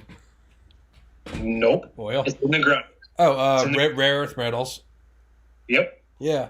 Exactly. It's been ongoing for 30 years. Yeah. That one never comes up. Oil and opium come up. Rare earth metals doesn't. Nope. All the shit we need for all our electronics, our Tesla batteries, it's all right there. Unfortunately for them, because America's going to come deliver some freedom. That's what always happens. Yeah. That's resources. Mm-hmm. But, yeah, it's... How do you fix it? How do you work with that? If you know that, then you should be a freaking politician, or work with your politician to help them solve it. Mm-hmm. Do I have the answer? Fuck no. Do I want to have the answer? Yes and no. Mm-hmm. Either way, you're painting yourself as a target. Mm-hmm. You're against the man. You're against the system. You're stirring the pot. You're making waves. No, this is the problem that we have, and this is how you fix it. Or this is one of the ways that you fix it. But with that, like those deep thoughts, like, okay, how do we fix this stuff? That will wear on you, like you said. With idle minds brings the devil's hands. Yeah, it does. So, okay, here in Central New York in Utica, how the fuck am I going to fix it? Mm-hmm. Well, I've never missed a vote in my life. I'm not trying to talk about political stuff. Mm-hmm. I've never missed a single vote in my life, ever. I've always absentee ballot wherever I've been in the world. I've always sent it in, always. That's one way. Another way is actually finding a way to get out in the public and use your fame. Colin Kaepernick taking a knee. Fucking douchebag. But you know what? You have that platform. Use that platform in a different way to actually make a difference. Mm-hmm. Take little shithead Greta, the little Nazi sympathizer. She looks just like the Nazi propaganda photo the braids, yeah. Yeah. Like, okay, the only thing that she hasn't done in the last year is go to school. You're not making a difference. You're not getting any smarter. You're not doing anything. Everything you do is scripted. You have... Well, I feel bad for her because I don't think this is any of her doing. I think she is being used by her parents. She has she's mentally challenged. She has either autism or Asperger's. Yeah. That's what I feel bad. Yeah, that's what I feel bad about. Like sometimes I wish I was more of a potato than I am now, but you can't say the R word. But like sometimes I wish I had autism because life is so much simpler. Or a person with Down syndrome, I love them because their hearts, their compassion, it's not like us. Yeah. We're ingrained to feel every feeling and use it against ourselves. Mm-hmm. They use it for sheer happiness. And I love that. So like you do your meditation. Yeah. You in that balance. For me, it's going out doing photography. Mm-hmm. Me going out and shooting film or electrons with my digital cameras, me going out and getting in nature, getting in downtown Utica, New York City, Seoul, getting out and taking photos is my zen. Mm-hmm. It's my therapy. It's my go-to. If I am having a bad day, then I'm going to go shoot, or I'm going to sit at my computer and edit. Mm-hmm. I'll do it in silence, or I'll have music blast. Same thing when I'm out shooting. Mm-hmm. I'll go out and shoot. Will you ever see the photos? Probably not. I have terabytes upon terabytes, and I couldn't tell you how many tens of thousands of negatives that people have never seen. Mm-hmm. Why? Because it's my therapy. Mm-hmm. Yeah, I just shared one on Instagram the other day up in the Adirondacks, one of the most beautiful places in the world, right here in my backyard. There's a river that comes down, it's up by Whiteface Mountain in Lake Placid. No, not the movie Lake Placid, the actual real Lake Placid. Fucking stupid. The big house. This river comes down through. There's some cool waterfalls and stuff, and I shot it with film, and I shot it with my camera. And it's a black and white one of the waterfalls. Like, you go on my Instagram next time. It's probably the most recent or a couple of posts ago. And the way I'm standing there looking at it, and there's people walking across the footbridge that I'm on and stuff, and a couple people stopped and asked what I'm doing. I'm like, I have a pinhole camera. It's a wooden camera with a little tiny pinhole in it. And I got that. They're like, what are you doing? I go, I'm building a fucking sandcastle. What do you think I'm doing? Quit jumping on the bridge, you know? Or I was telling people, like, stop, don't walk on the bridge. They're like, wow, it's about to fall in. No, it's not. Like, I don't want you walking across the bridge, shaking my camera. Now that 5-minute exposure I did is because you couldn't wait 8 seconds for me to finish my photo. So, like, I'm looking at it, like the whole zone system I said with Ansel Adams doing HDR. Essentially, what Ansel Adams did was the perfectionist of HDR on analog film. Mm-hmm. And when I go out and shoot, that's exactly what I'm looking at is the highlights, the contrast, the shadows, the gradients. How can I make everything stand out in those pictures? Mm-hmm. So that's what I do. Like, it's the science in my head, and it's distracting me from the world going on around. Yeah. That's why, like, I love photography. It's shooting. Yeah.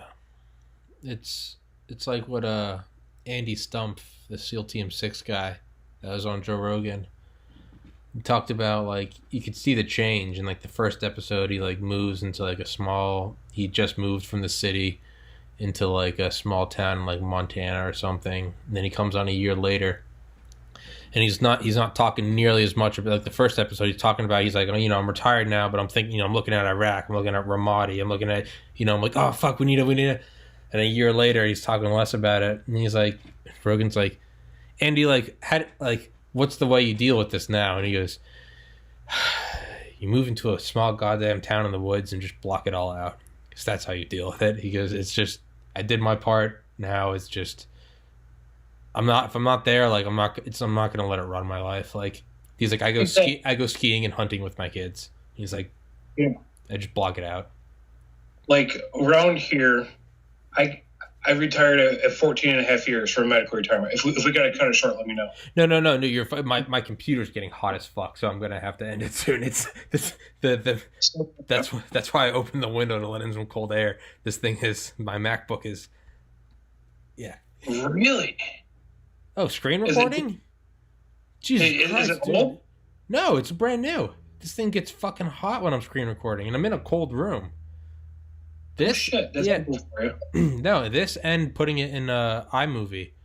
Dude, this motherfucker heats up. I've got a cooling pad under it, and when I'm editing, I turn this big fan on, dude. Dude, it's thing. You put your hand on this side when I'm editing, where the fan's blowing. It's cold air. You put your hand on the other side. It's toasty. This thing. Yeah. Hey, Apple, if you'd like to sponsor this podcast, you can give me a brand new MacBook. But this one is like 6 months old. It's no shit. Yeah. It's which is I built that. Yeah, I know. My friends build PCs and they always tell me I need to fucking build one. Yeah. That's sick. Yeah, that has like dropped you like a nasty chick. Yeah. That has like 64 gigs of RAM in it. Jesus Christ. Well, I had a MacBook Air, 4 gigs of RAM. My S9 Plus has 4 gigs of RAM. Well, my MacBook Air, 4 gigs of RAM. And I did one of my drone photos or videos that was a 2.5 minute video. It took 6 hours to render on that MacBook Air. It was 4K. Yeah. 4K 30. I built this computer and it had 32 gigs of RAM. I put it in Premiere, rendered the same exact footage.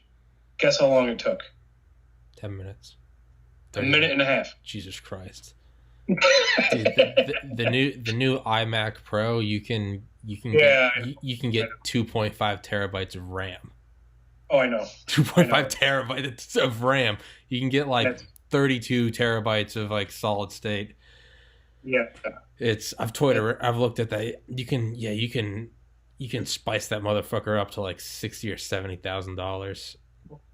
I've done it too. I'm like, no, I'm good. I'm sure you have to. We definitely need to do another episode and just go down the rabbit hole of modding out. Like I've got for photo editing, because I've completely taught myself graphic design, but I've got a huge iPad. Yeah, I always just go online. I love looking at just like the newest, fastest, like. It's because it's not until you're editing something, whether it's graphic design or whether it's photos, it's not until you're like doing the thing you love, and then you start to hit these like speed bumps, these technological speed bumps that you're like, motherfucker, like, and then you're like, oh man, like, it's not that like the new, like whenever I look at like super advanced technology, I'm never like, oh, I want it because it is the new thing. I'm looking at it, I'm like, it's just, I'm removing, it's just, you're taking off I want myself to be the limiting reagent. I want my creativity to be the limiting factor, not, oh, I'm making this and then it's overheating. You're like, oh, gotta stop for a minute. Like, it's 5 hours of rendering. Yeah, dude, even this Mac, and this is a fucking fantastic MacBook. I think this has 16 gigabytes of RAM, 250 of solid state, but I put all the videos on my external 10 terabytes. But even I look at like the new MacBooks, not because like there's anything wrong with this one, but I'll make this episode. It's gonna take 3 hours for it just to compress and edit the audio, and that's not even going in and tinkering. That's literally like press 2 buttons, turn the fan on, let it cool down, and then to upload it takes like 6 hours. Like, so the way I look at it isn't like, oh, I need it so I can have higher quality podcasts. I'm like, no, I just want to be able to like make them and send them, like ready to like order up, like send it out. But like, yeah. So, but I was gonna say, like photos wise, like how have I? Sure, it's a good question. I'll ask it and answer it myself. The narcissistic fuck I am sometimes. We all are. We all are. So, like out in New Mexico, like I got a picture up right now of this storm that rolled through. Show it before it goes away. Mm-hmm. See those clouds? Mm-hmm. So in the movie Twister, you see those clouds. That's when you know like there's going to be hail. That storm had softball hail this big. Jesus Christ. There's a tornado just north of Cannon. Like I got home, I went flying down there south of Portales, took the picture of that sunset. When parked on the side of the road, the fire chief stopped. He's like, you all right? I'm like, yeah, I'm good. This is in, I think, Dora. Yeah, it was Dora, New Mexico. He's like, "You're all right?" I'm like, "Yeah, just taking pictures of these clouds." He goes, "Be careful because that's where the big hail comes from." I'm like, "Yeah, I understand that, sir." No, mind you, I'm still in uniform. He goes, "Check out the passenger side of my SUV." Go on the other side. Windows were out. The doors were smashed in. The mirror was missing. Because the hail hit on his passenger side of his SUV and just trashed it. Jesus Christ. He goes, "I was scared for my life." He goes, "I was pressing all the way against the driver's door as far as I could to get away, just to be, just make sure." Because I thought I was going to come through the roof. The roof was all dented in. Yeah. It was great. But, like, on Instagram, like around here, the Adirondack Mountains, like I was saying, absolutely beautiful. There's a Adirondack Life magazine. So this is Adirondack Life magazine backwards because, No, it's I can read it. So you were asking about that one drone photo. Mm-hmm. So they reached out to this kid who was 18 years old. Sorry, 17 at the time. There he is. Mm-hmm. And this is the 2017 photography issue. Okay. So April of 17.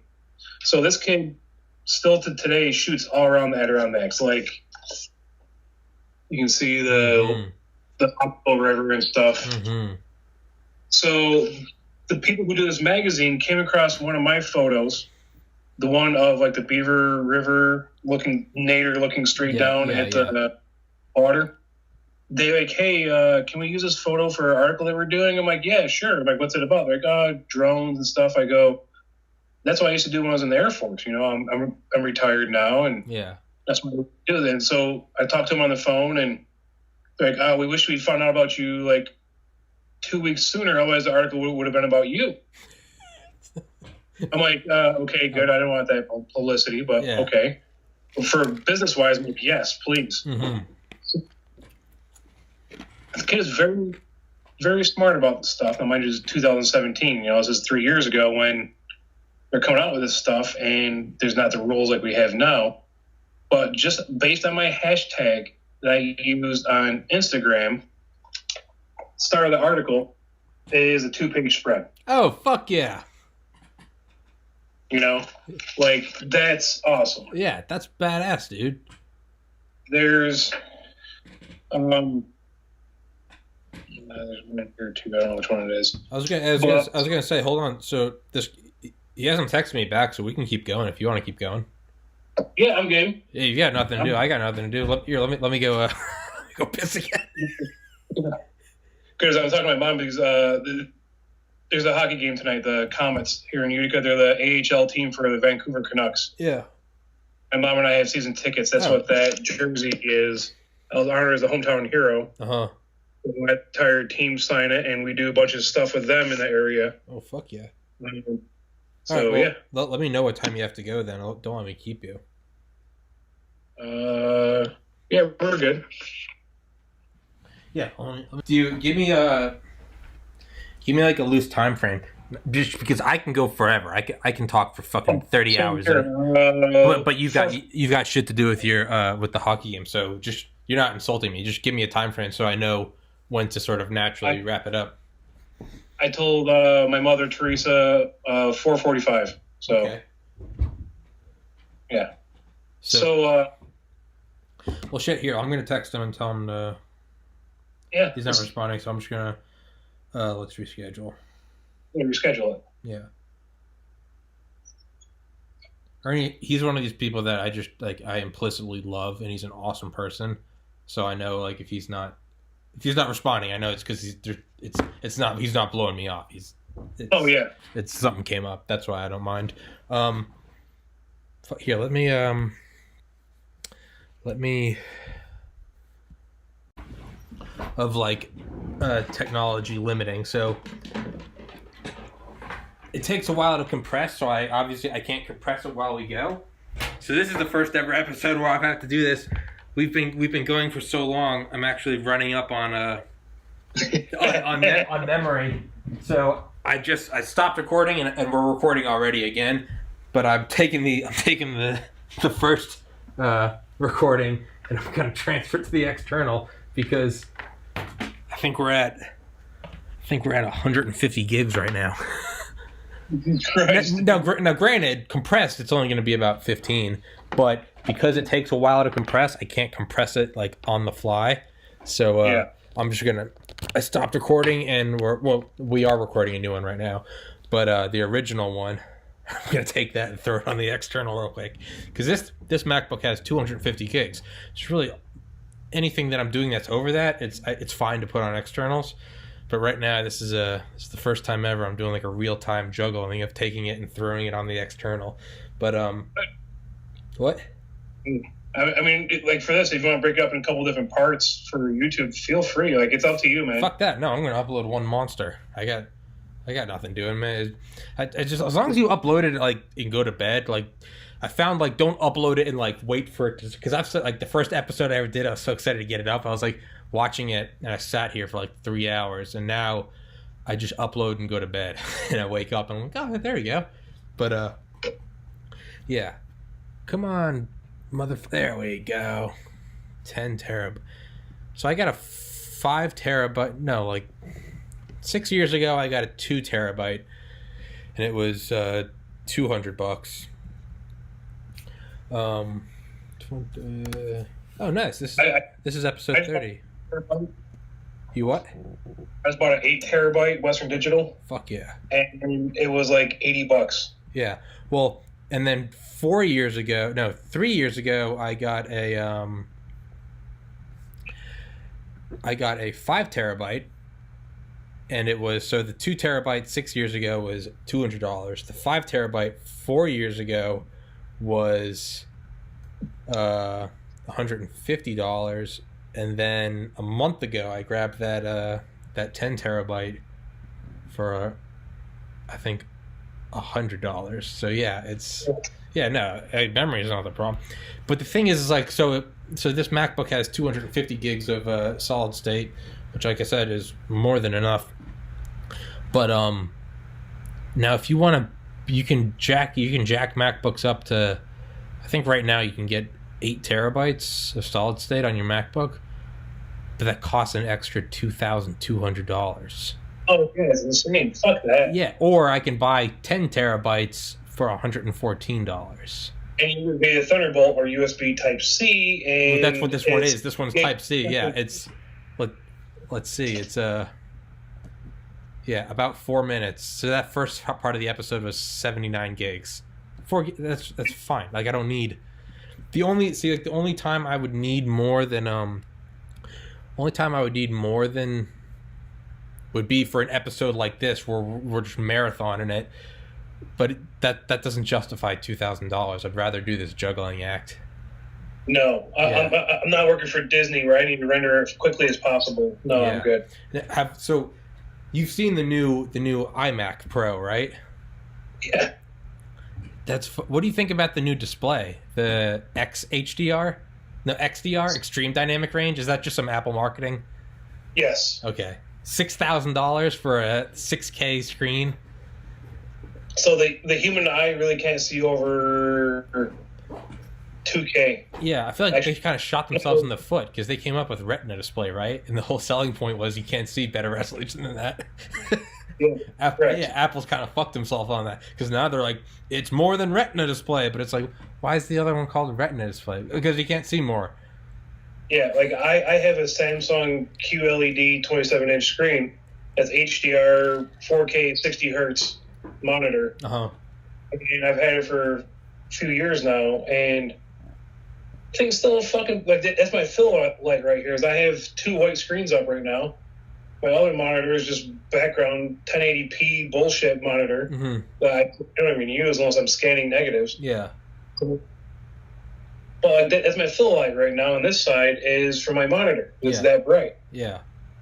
And doing my photos, it helps out because I can see every hair, every little detail, every flaw, every dog pile of shit I take at a state park, of a picture, or soda can that, some liberal from freaking New York City came up in the Adirondacks and threw it out, but somebody else will pick it up. Yeah. I'll go back and find their car, and not only will I piss in their washer fluid, but I'll make sure that all the garbage I find ends up in the trunk of their car on their spare tire, where they'll find it in 3 months and it'll smell worse than they don't even know what to do with. Yeah, I'm that guy. Yeah. But the point is the monitor is good enough to see all that. Yeah, to see that soda can from 100 yards away. Yeah. Now, what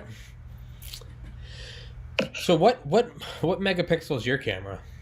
Or do you use film? I have the Nikon Z7, which is 45 point. Jesus. It's 46 mega. I just say 46. It's 45. Let me shut that window if you can hear the air conditioner outside. No, I can't actually. Yeah.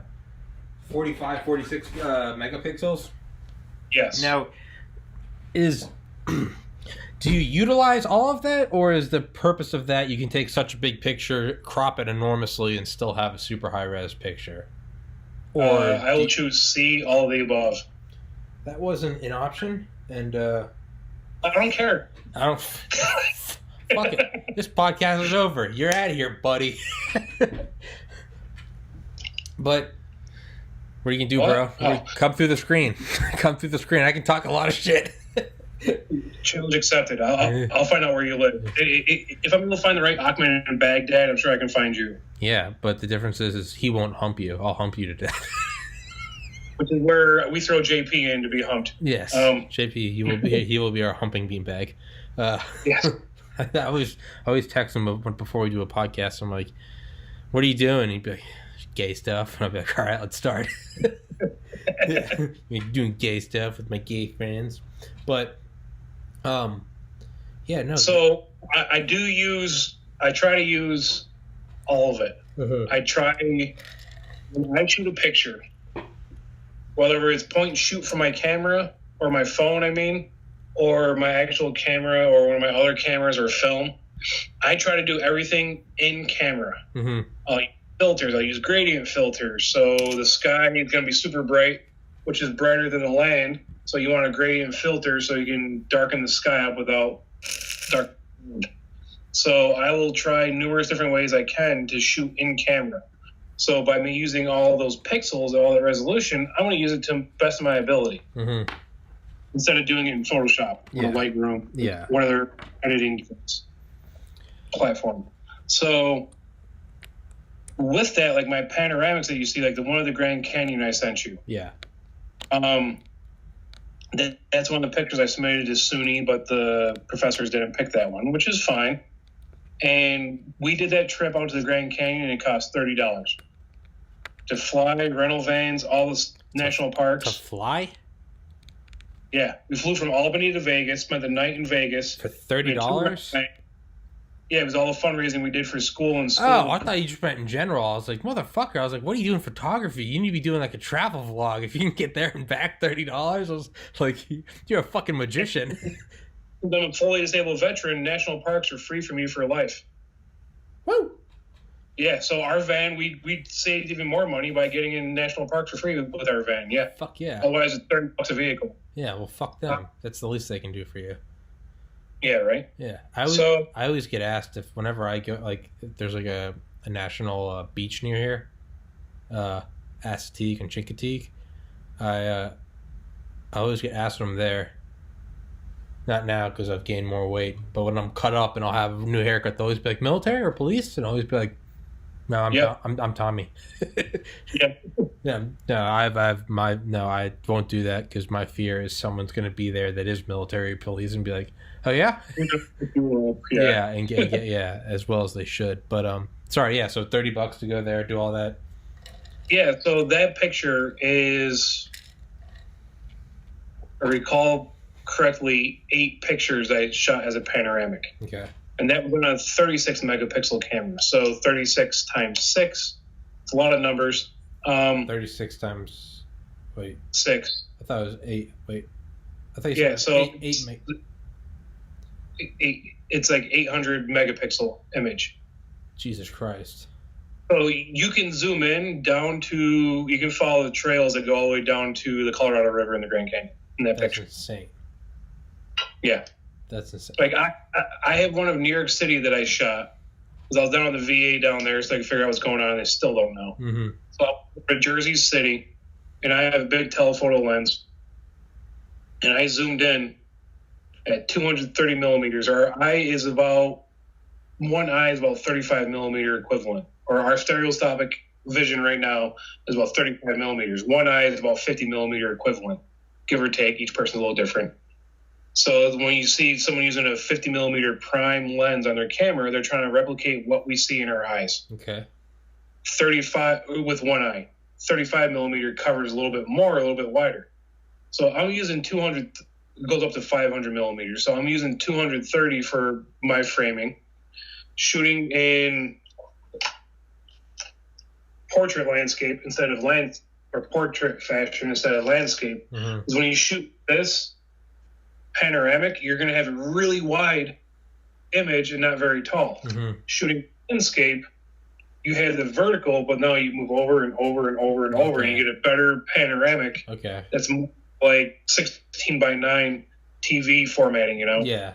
So when I shot in New York City, it was 230 millimeters, and I shot across the Hudson.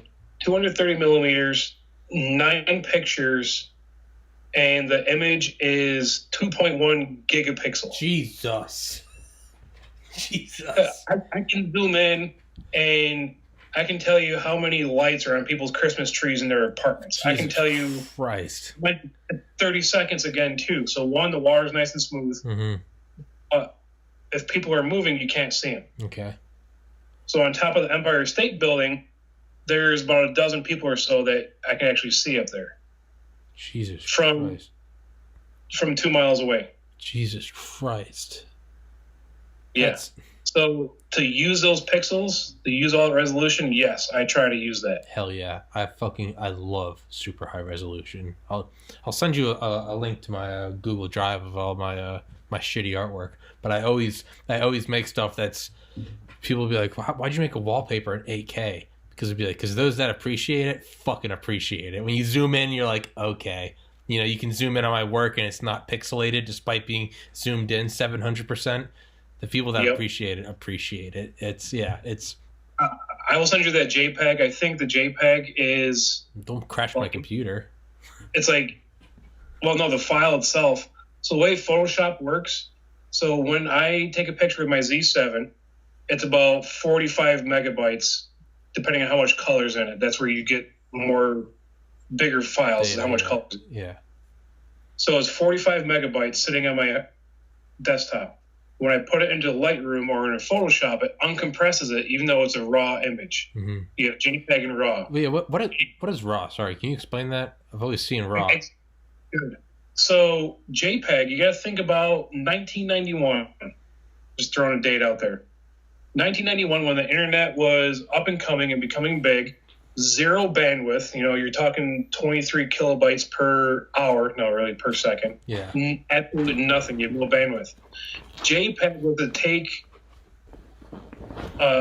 image or vector and compress it as small as it can to be able to fit in that bandwidth to show up on a website. Okay.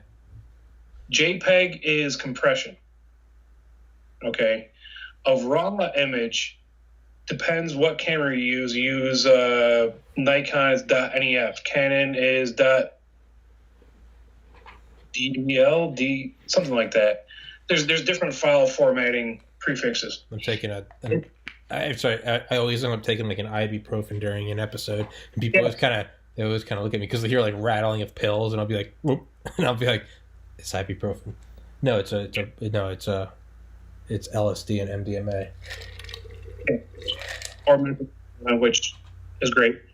Support. We'll come back. That's a whole nother day for that. I didn't hear what you said. You cut out. With weed, I have my card here in New York. I'm all for it. Fuck yeah. VA gave me. Dude, have you? One of my episodes, I had the author of the Drug User's Bible. It took this guy 10 years to write. He went all over the world. Went down to the jungles. Did ayahuasca. Did dude. Yeah, it's you should check. I've had him on twice. He's gonna come on a third time. He just starts going through different drugs, and he talks about doing shit. He's like, you don't want to do that. You don't want to do that. You go down there and you do ayahuasca. Huh. Woo. That's you come out a brighter soul after that. Yeah. But sorry. Holy shit! I lost my train of thought. JPEG, RAW, TIFF, NEF. Oh yeah. So, a RAW file is the raw ones and zeros of every pixel on that sensor showing on your screen. Okay. There's no file compression. Now, like I said, once you upload it into Photoshop, that 45, 50 megabyte file will be 230 megabytes. Because Photoshop will uncompress that raw file so you actually have the ones and zeros showing on your screen. Okay.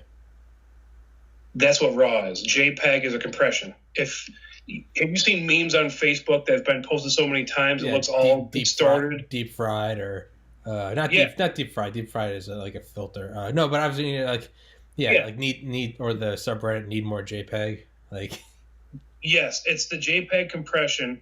A file can only be saved up to, I think, 16 times without losing 80% of the resolution of it in JPEG. Yeah. So that's why they get so compressed. What about that crispness keeps getting compressed down and being blended together. Yeah. What about PNGs? PNGs they're like a working document. Okay. So it's like a Photoshop file. I would use those when I want my stuff to be compressed, or like. Yeah, it's a vectoring. Yeah. File form. Yeah, because some of my like when I post to Reddit, I think they limit it to 20 megabytes per image. So I'd make these I made this like 2001: A Space Odyssey like snowboard design, and I did like HAL 9000 at the top. And then it like blends into the moon, and then it blends into like DNA double helix, and I have a bunch of like cuneiform going up and down the sides, and at the bottom is just like an ape screaming, and it's yeah. Uploading it, I had to like compress it to 20 megabytes, but no, the full what? Yeah, uploading, seeing compression. There's no compression there. Yeah, beautiful. But so like that picture right there, all right. That is a half a second exposure to get the waterfalls like that. Yeah. She had to stand perfectly still. I'm like, inhale. Because if you inhale, it's like shooting a gun. You inhale and you hold your breath, your heartbeat's going to make you move. Yeah. Yeah. Exhale and hold it. So that way, she's not moving, but the water is that silky smooth. Yeah. And it still wasn't long enough. And I had a studio flash on her too. Yeah. Jesus, yeah. But like, yeah, some of the images I'll upload. Whenever someone really likes one, I'll be like, yeah, like I'll send you a link to the file, because like I think the full size was like 9 gigabytes. That was like the biggest one I ever. That's not representative of my most of my biggest pieces will be really high res. Will be like 125 megabytes. But one of them, this 2001: A Space Odyssey one I made, was for whatever reason, I think it was right when I got this, and I went from on my iPad, I went to the MacBook, and I was like, let's just see how nuts I can make this. And it came out to 9 gigs, and I was like, yeah. But we're not showing that anywhere soon. Yeah, no, it was just, there was no need for it, but yeah, so yeah, PNGs, yeah. On my D800, my backup camera I have right now has 2 card slots. It has a compact flash and an SD card slot. My Z7 is only compact flash express. Mm-hmm. Or compact, whatever it is. It's some stupid formatting and I hate it now. Mm-hmm. But it only has 1 card slot in my camera. So my D800, when I shoot RAW to my compact flash, but it's a lot faster, and JPEG to the SD card. It's a backup. If one fails, I got the other one. Mm-hmm. The camera now, if it fails, you're fucked. Yeah. Great $4,000 camera that fucking failed. Yeah. You know? Yeah. Haven't come across on it, knock on wood. Yeah. Well, it's same with this screen recording. I told JP the last episode, I was like, every once in a while, if you see me like lean forward and touch something, it's because I'm like unfreezing the screen to see like, okay, I can see the red dot. 20 minutes, 20 seconds. That's how long this clip is. Every once in a while, if you see me do that, it's because there's always part of me that's just like, I hope this episode's recording, like, because I'll have these guests on and I'll be like, please. Yeah, I always make sure I record, but there's always just this, like, fear in me that I'll have like a great podcast going on and I'll be like, and I've never had the problem once, knock on wood, but yeah. I always have this bad feeling that I'm going to get some guest and it's going to be a great conversation, and then I'm going to like close out of Skype and be like, there was nothing. There's no recording. Yeah. I'm done. Yeah. Yeah. So kind of like this, when you go through and you upload it to YouTube, make sure you put Bleeding Iris in there, put Polska 344, which is my YouTube on there. Oh yeah, no, you just you gotta send me a block of links and I'll put it in the description of the top comment. Yeah, I do put it in, like, we're making fun of Apple, like put Apple in there, right? Yeah. Microsoft or whatever else I said, sponsored by Microsoft. Yeah. Failing. Yeah. Type thing.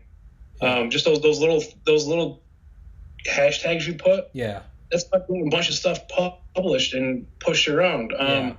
So here in Utica, there's a road race called the Boilermaker. Starts over in East Utica. It's a 15K or 5K race. You run to the brewery, which is like right outside my house, and there's free beer at the end. So it's been ongoing for 41 years. This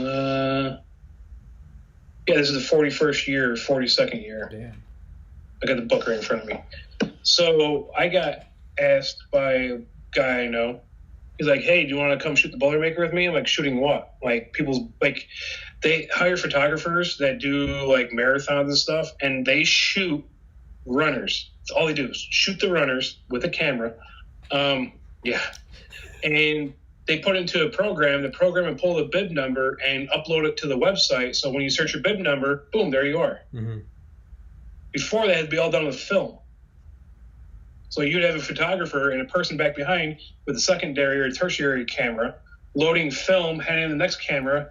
And as they're shooting, they have another person to make bib 9135, 9136, 10,419. Yeah.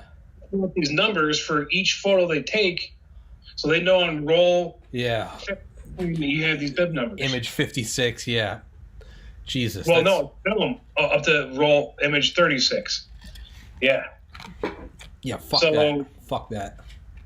Exactly. So I don't think I was in the digital age, but now, like, shooting like the Boilermaker, my stuff's not uploaded live. So like if you see like this summer in the summer games in Tokyo, those pictures, the photographers are tethering their cameras.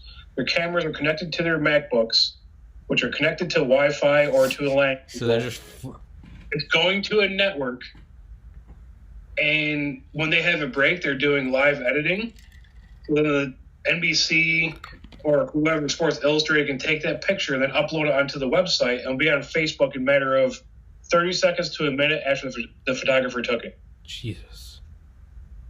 Yeah. I love it. The Super Bowl, the most photographed event in the world. Really? There's more pictures taken at the Super Bowl than any other event. I guess that makes sense. All the photographers on the side, pre-game, during game, post-game, all the selfies, all the group pictures. Every asshole with an iPhone. Yeah. So, like the Boilermaker, the first year I shot it was 2 years ago. Then I shot it last year, shooting again this year coming up. So I had all access to the entire brewery except for the roof. And they had these warbirds flying over, which they're older World War II planes that fly over. You hear the prop sound. Mm-hmm. Yeah. Yeah, when they're taking off, that's what they sound like. They're awesome. They're flying at 2,000 feet, 1,500. I think they come in at 1,500. And they're flying over, and I'm out in the crowd doing the national anthem, and they time it just right, flying over. And I had my wide-angle lens on. I got my camera up above my head, trying to get the group shot. Uh-huh. I'm shooting again in portrait instead of landscape because I want to get the people down here. Yeah. And the planes flying over. And so I took a couple portrait, take a couple landscape, really quick, because I'm just mashing the button, taking a bunch of pictures. I already had the focus set and settings set because I knew where they're going to be flying over. So I take the picture. Didn't think anything of it. Get back home, start going through editing photos. Especially for events like that, every, say, 10 to 20 photos I take, I may get one. Okay. So I'll take 5,000 photos and have 500 for them to use. And a lot of my photos have been used for marketing for the Boilermaker. They get more people to come in. Hey, go out and run today. They use my stuff for, and I'm not paid. My name's on the stuff majority of the time. I know they're my photos. If I need a reference, they'll write a letter in a split second. Yeah. Fast. Like, I don't complain. I go shoot. Here's the photos, on my way. So here, when you go to pick up your packet, like the Boilermaker or the running you get. So this is the book that you get. The Boilermakers, there's actually a place that makes hot water boilers for your house. Yeah. And that's where it starts. Yeah. It's Boilermaker. Okay. And they have all these different advertisements in there and stuff. Like some of the Canada pictures I just came across here. Uh-huh. Okay. So on the very front cover, when you open it up, bam, there's my picture. Fuck yeah. On the side of the building, they have a banner and they have 5 pictures, and that's one of them. Hell yeah. I get free marketing every single day. Yeah. So from that, I posted an infrared picture. This kid reached out to me. He goes, "Hey, did you go to MVCC?" I'm like, "Yeah." He goes, "Is your camera converted naturally RAW, or are you doing it in Photoshop?" So you can take a picture even from your cell phone, put it in Photoshop, and make it be infrared, like a faux hawk, like fake infrared. But you can go through and adjust your stuff in Lightroom and Photoshop to make it look like it's infrared. Mm-hmm. And no, I have a camera converted, and we started talking, and he's like, "Hey, you know so-and-so?" I'm like, "Yeah, it's my cousin Ray Lynn." I'm like, "Yeah, I know her." He's like, "Hey, she helps out with Peak to Brew." So are you a runner at all? No. Like, No, I'm a bitch. Yeah, same here. Okay. I used to back in the day. I don't anymore. Yeah, no. So now I shoot pictures of people doing it. Yeah. Not like I don't want to do it.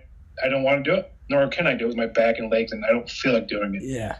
So he reached out to me. He goes, "Hey, I need another photographer for Peak to Brew." I'm like, what the fuck is Peak to Brew? I had fucking no idea, and it's right here. So they have 2 races. They have one down in the Finger Lakes. So picture New York State. You have the Finger Lakes, and it goes from Greek Peak, right? Yeah, Greek Peak. Is that the right one? Yeah, Greek Peak was I know the other one now. So it goes from Greek Peak to Cazenovia, like I said, where my brother went to school. They had a brewery there, but it's now closed. So it's a 61-mile relay race. And you'll run 5 to 10 miles, hand off the snap bracelet to the next person, and they run their next leg. Mm-hmm. Comes back around, you run your second leg or third leg, depends on how many people are on your team and what you want to do. So the one that I shot is called the Beast. It starts at the top of Whiteface Mountain up in Lake Placid, not the movie. It starts at the very top of Whiteface Mountain, and it's 224 miles. Jesus Christ. It's the slowest team starts at 5 o'clock in the morning, and they'll finish the next day 5, 6 o'clock at night, and they run nonstop. Fuck that. Yeah. The elite team last year, or one of the elite teams, they finished it in 23 hours and 54 minutes. What do you think Their about? pace was their pace was insane. What do you think about those guys that they don't do it with teams, like David Goggins? He did like he did some recently. He did some like 240-mile race. Just him. I think I'm trying to think of the guy's name. I met one of the guys last year. I wear Ultra shoes. They're a high-end running shoe. There's no drop from your ball of your foot to heel of your foot. I can stand on them all day. My back doesn't hurt. My back is shot. I've had my nerves burned 15 times on my left SI joint. Like, my back is shot. Okay. I can wear these shoes. I stand all day. He goes, "What do you know about?" I'm trying to think of the guy's name, and I can't off the top of my head. It might be him. He goes, "What do you know about Ultra?" I go, "That I can stand in them all day. My back doesn't hurt." He goes, "I helped engineer them." He goes, "I was the guy going out and running the trails to see how good they were and change them up." Jesus. I'm like, get the hell out of here. Yeah. He goes, "Yeah, I'm sponsored by them." I look at his feet. I go, "You're not wearing them." He goes, "Yeah, not right now. When I'm running tomorrow, I will be." Yeah. But, like, I swear by them. Yeah. Little things you find to do to make yourself a little better, or easier. Yeah. So, like this year, like they're doing the one in the Finger Lakes, the one in the Adirondacks. So June is the Finger Lakes, July is the Boilermaker, August is the Adirondacks, so the one from Whiteface to the brewery here in Utica, and then they're doing another one in the fall in the Catskill Mountains. So it goes from Hunter Mountain to Cooperstown. You know Cooperstown, baseball Hall of Fame, yeah. Yeah, it's like 40 minutes away from here. Oh, nice. So, yeah, so that's kind of like what I've been doing is shooting running events. Like I'm like the director of photography and media, I guess you'd say, for Peak to Brew. I don't have a label, but that's what I'm doing. Uh-huh. The Boilermaker, I'm just one of the candid shooters for the actual committee themselves. Like I was at the Christmas party and stuff, and it's a blast, man. This community comes together. Fuck yeah. Like it's pretty cool. Fuck yeah. It's really cool. Like there's 15,000 runners. That's insane. Well, yeah. You know, one thing I thought about is like for someone like yourself, like photographers, I was thinking like, you know, you go to like weddings or something, like, you know, and it's, you know, they get every, you know, and sure, photos are great, but it's also like, you know, it's all about like capturing the night because like you can't redo it. But I had an idea like last year, and it was like, so it's all about, you know, you'll get like 10,000 photos, and you got to get every family member, all the lighting, you got to get it perfect, you got to get the food, because you really want to like be able to, you know, 50 years in the future recreate it, you know, look at it and, you know, visit that day. I was thinking like, what if you just got like 20 like drones, and then you just got like, you know, each drone you put like multiple GoPros on 360 degrees, and you have these drones, and you could have them kind of like bobbing up and down. You could have them almost make like a grid over the whole venue, have them in the middle, have them on the sides. What if you could like literally 360 degree from like 32 different vantage points record the entire night in like 4K 60 FPS 360 degree? It would be terabytes of video, but you could literally recreate the night, and then down the road you could put on, you know, 20 years, 30, whatever, your husband passes 50, you could put on your VR helmet and you could almost walk around the wedding. Would that work? That goes back to like ISR using RPAs, Predator and Reaper. There's so much information, you don't have enough time to go through it. Yeah, JP and I talked about the Gorgon Stare program. Yeah, exactly. That's a really good book. I asked JP, I was like, have you ever heard of Gorgon Stare? And he was like, yeah, how do you know about that? I was like, oh, it's a book I listened to on Audible. He was like, yeah, I worked on that. I was like, oh shit. But yeah, that's one thing they talk about. It's just like the excess, but it wouldn't be like an intelligence gathering thing. It'd just be like, you could put on your VR helmet every anniversary, and you could walk around your wedding. Every year you'd find something new, you know? Yeah. It would be an expensive service, but I just thought like, shit, man, people already shell out fucking insane money for a wedding. Like, what if you could provide and we don't have to upload this part. You could go patent this, but like, you could have your army of, because I've asked other people I have friends with that are photographers. So with drones, you're going to have the ambient noise and the buzzing. And that's what the first person said. So, okay, what if you don't do drones? What if you just go find, you know, you're in a tent, you got different chairs. What if you just went and mounted GoPros everywhere? Just, okay, no noise, whatever. Put up your 360 cameras, which I have a GoPro 360 camera, which is fucking shit. Okay. Compared to the 360. Is it 360? Okay. Sponsor me. Okay. Yeah. Okay, but regardless of it, like, what if you just were able to, you don't need to have them moving around. It's almost like, you could just have almost like spikes or hanging down from all around, just, you know, just 360 just cameras everywhere. So you get everything. Eventually you'd be able to get, eventually the $70,000 iMac Pro right now, eventually, given enough time, that will just be what your phone is, right? Given enough time, the processing power will go to that. Apollo mission to the iPhone. So eventually, all this data is going to be functional data. You could put on your, you know, every anniversary, you and your significant other, you put on a VR helmet, you get trashed on red wine and go walk through your wedding again. Like, why couldn't that happen? when the Shoot my dream down. Tell me why it can't happen. it's already happening. All right. Well, fuck me. This podcast is over. Get out of here. Get out of here, douchebag. I'm trying to think what phone it was through Samsung. I use Samsung phones because iPhones are subpar Samsung parts that Samsung didn't want to use. Okay. So when they came out with the 360 camera and the VR heads, was it Samsung S7? And it came out with a 360 camera with it when you bought it brand new. Like when it first came out, it was a bundle they had. Mm-hmm. You get the little Samsung 360 camera. So I'm at a Syracuse football game. I see you wearing orange, the other orange. This is so there's no team. I'm out at an SU game. My buddy has seats 3 rows off the field. And we're sitting there, and I look around the entire football field, down on the turf. There was monopods, so instead of like a tripod, it's like they had the 3 legs at the bottom, but it's a big, long monopod that comes up about 6-7 feet up. They all had the 360. Samsung 360 cameras on it. All right. How do I?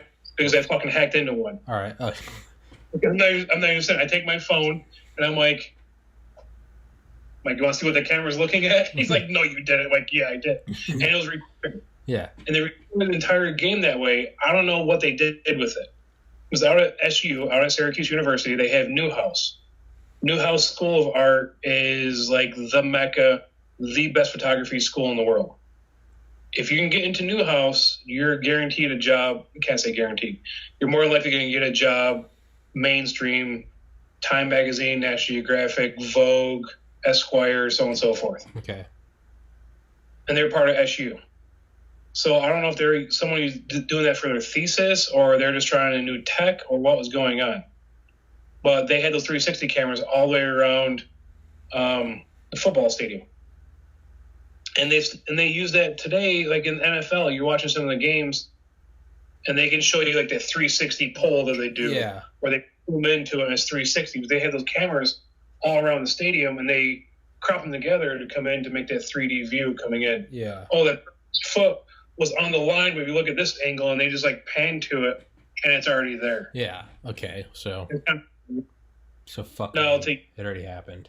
No. They're using it on the main side, on the really expensive side. How can we make it consumer's way for us to use? Yeah, weddings, parties. Like those 360 cameras, I can go through and I can 3D map your house for it to go up for sale. Mm-hmm. I can walk through your house right now with it.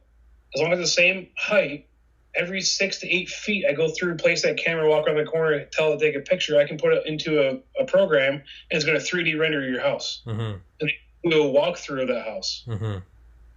That's all done with the 360 camera. So how can you use it for a wedding? Because that's not so much mapping, is because there's also the time factor. So you're looking at my house 360, I can walk through it on the program, whatever. You would want something that's in. You don't want to just be able to walk into each room. You want to be able to walk into each room and watch an entire conversation unfold and. Yeah, it's there. And go downstairs the next time you go through it and watch something at the same exact time, but in a different room. So it's, yeah. How would you do that? Is it just money? To have one of those $60,000 iMac computers be able to process all of it. Yeah, yeah. Well, even to record it, because you could record it now and be able to, economically access it at another time. But if the event happens now, you don't want to wait until that technology is available because your wedding's now, Yeah. So that was my idea, but... Oh, it's a very feasible idea. Not even lying. Like, it's there. Yeah, I feel like, I don't know. Because you see,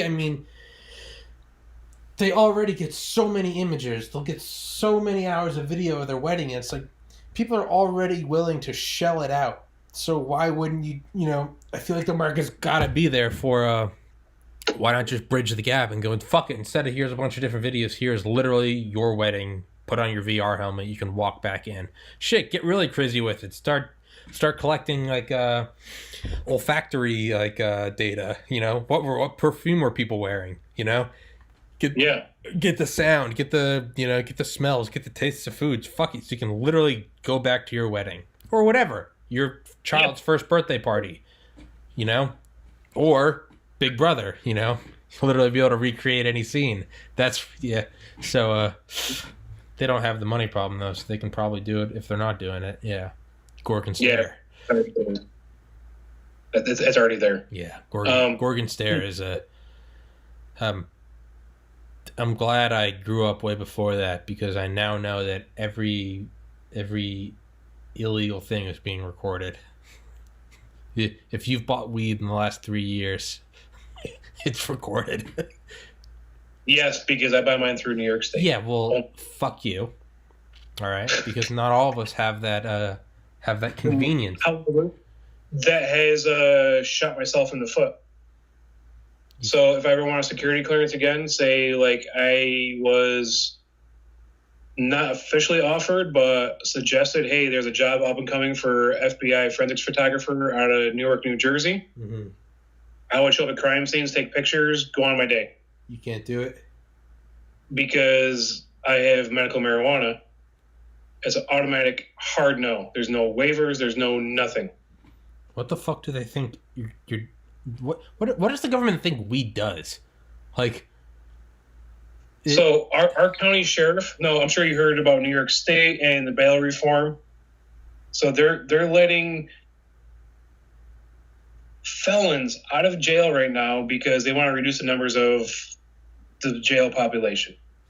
So what Cuomo's doing he's getting, and Schumer, they're getting fucking votes. You got to think New York State is ran by New York City. Yeah. There's more people in New York City than the rest of New York State combined together. Mm-hmm.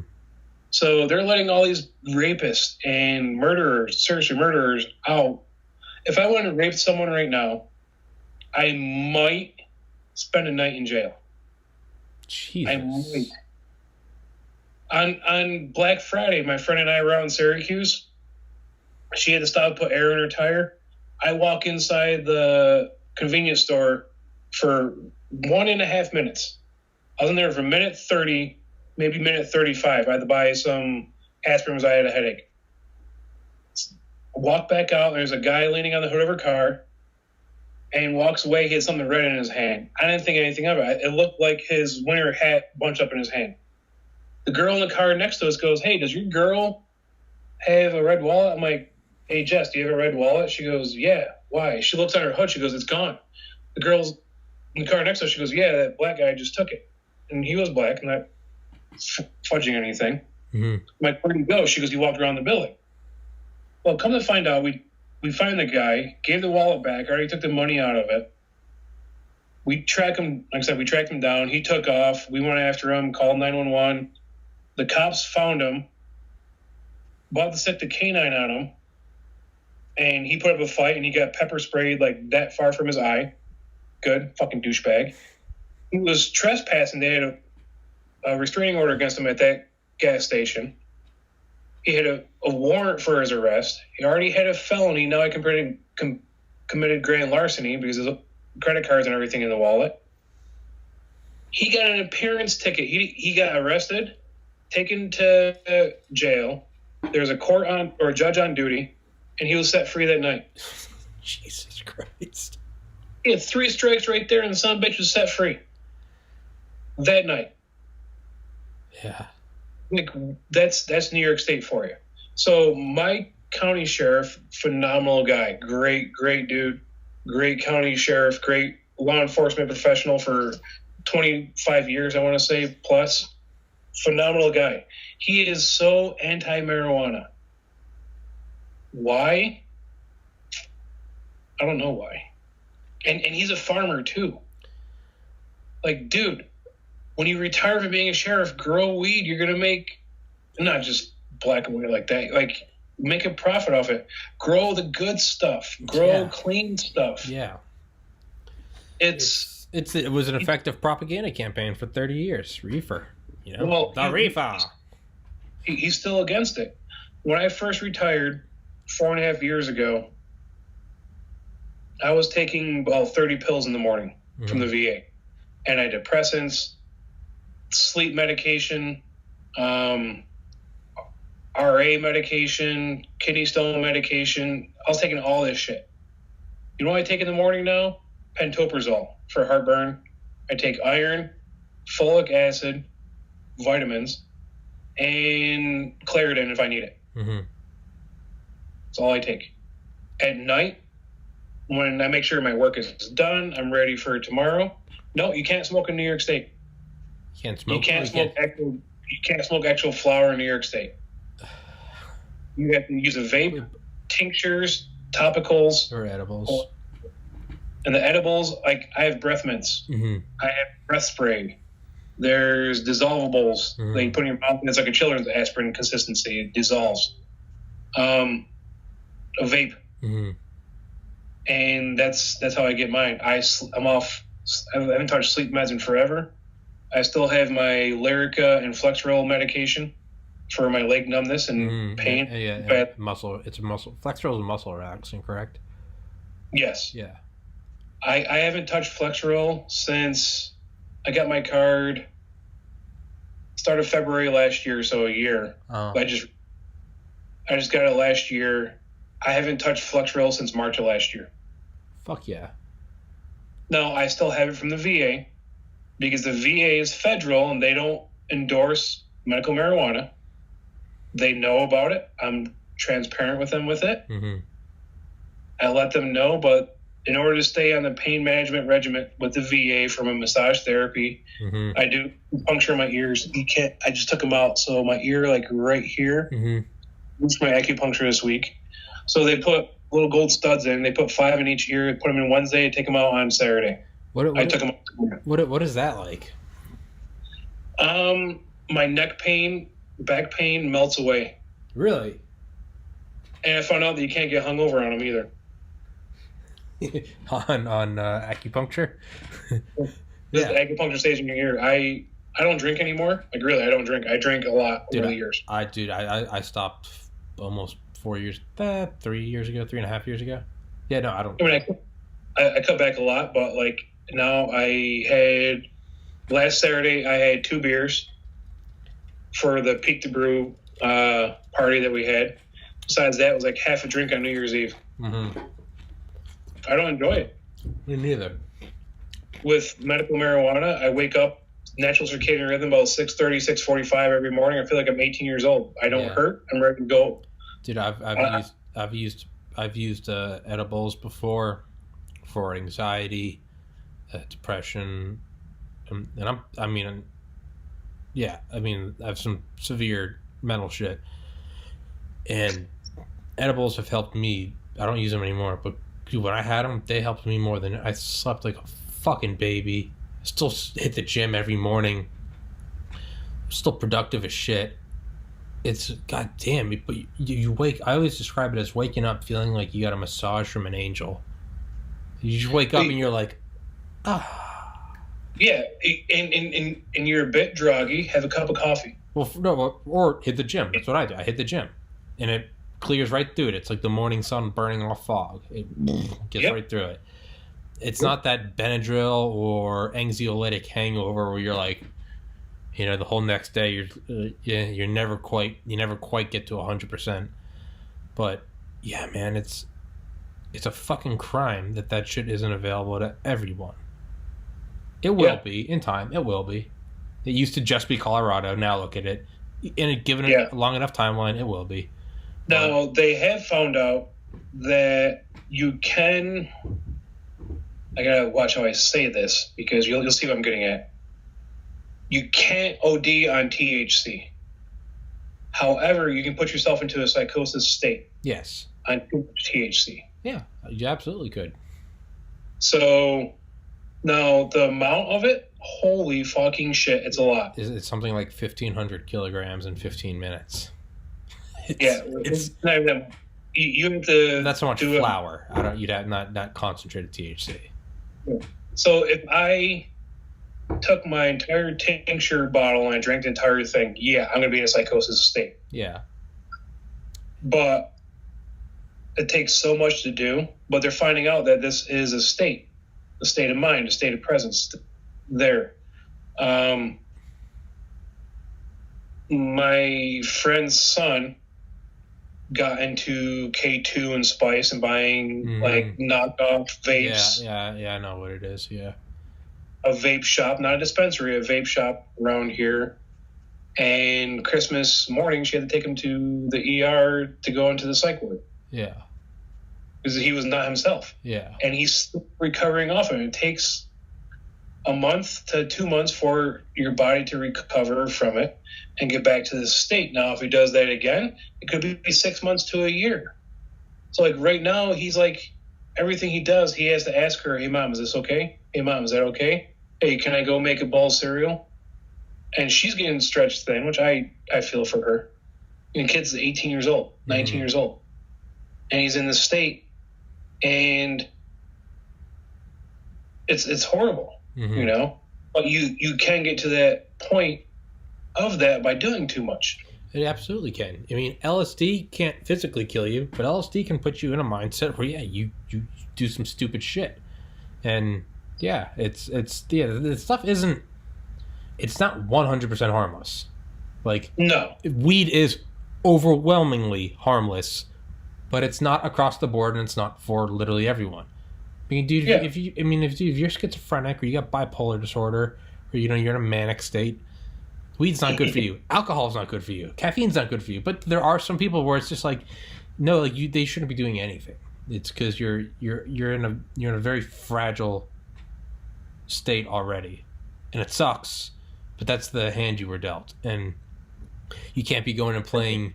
You can't be going playing chemist with it. You know, it's like I wish I could drink all the time. I get one night of drinking, I'll be anxious for 2 days, and I mean I don't mean like a little edgy. I mean anxiety attacks, and I'll be depressed for a week and a half, like clinically depressed. I hate it, dude. I wish I was like my friends that can get, fucked up, and the next morning it's just, hey, you got to go make yourself throw up and then have some coffee and you're good. I can't do that. Wish I could, but I can't. But I just accept that I can't, and I find, pleasure in other ways. Video games are fun, it's. I feel you. I used to be that person. I'm like, yeah, let's go. I'm hungover as shit, but it's not going to bother me, Now, dude, I drink for a night, man. I don't mean like in a funny, like, oh, I'm so hungover. No, like I am in a mentally compromised state for 10 days. Yeah. It's not, it's like, so when people ask me why I don't drink, I never had like a problem with it. I never, used it more than I should. It's just, I found that using it at all caused a problem. And it was, finally one day I was just like, the upside is not worth the downside. Like, if one of my brothers gets married in the future, I'm sure I'll have a couple beers then, Yeah. Probably not until then. Yeah. Like, I was at the brewery last week, and I'm like, I wasn't planning on drinking at all. I don't want to be like a slap in their face, like, no, I don't drink. Yeah. Which is fine. Like, that's my prerogative. That's my well-being. Yeah. Well, I went in there knowing I'm going to be like that. I'm like, okay, I got to kind of explain why I don't drink. My brother drank a lot, and that's part of the reason why he passed away. And no, like, it's my health. Yeah.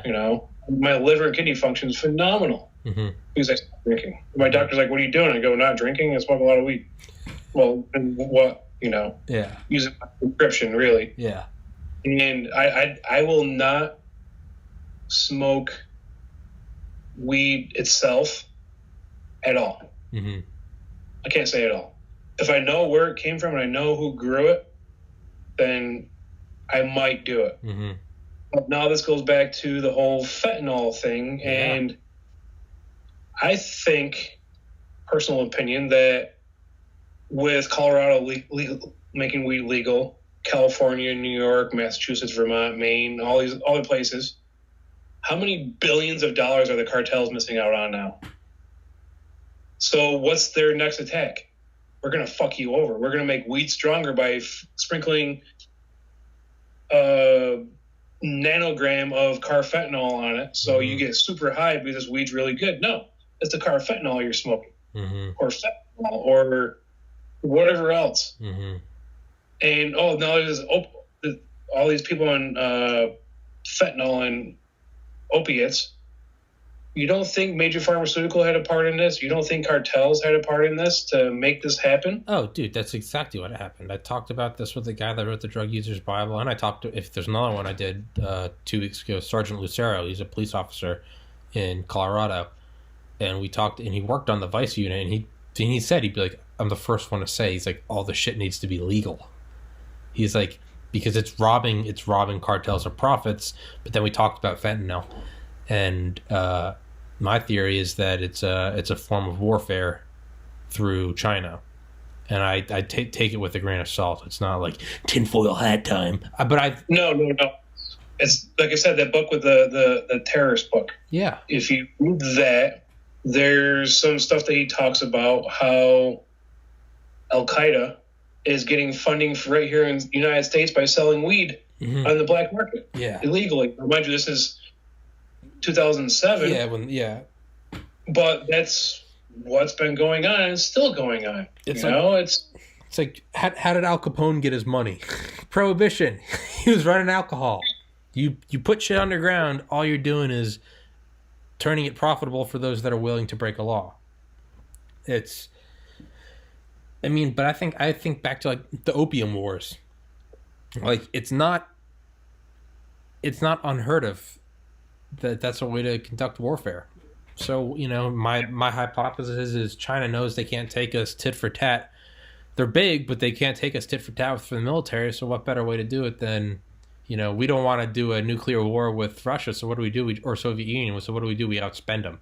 We hit them in the dollar, and that's how we destroy them. What if China's looking at it like, what if we just, it's like releasing termites into a wood structure. Like, what if we just start sprinkling fentanyl over the border?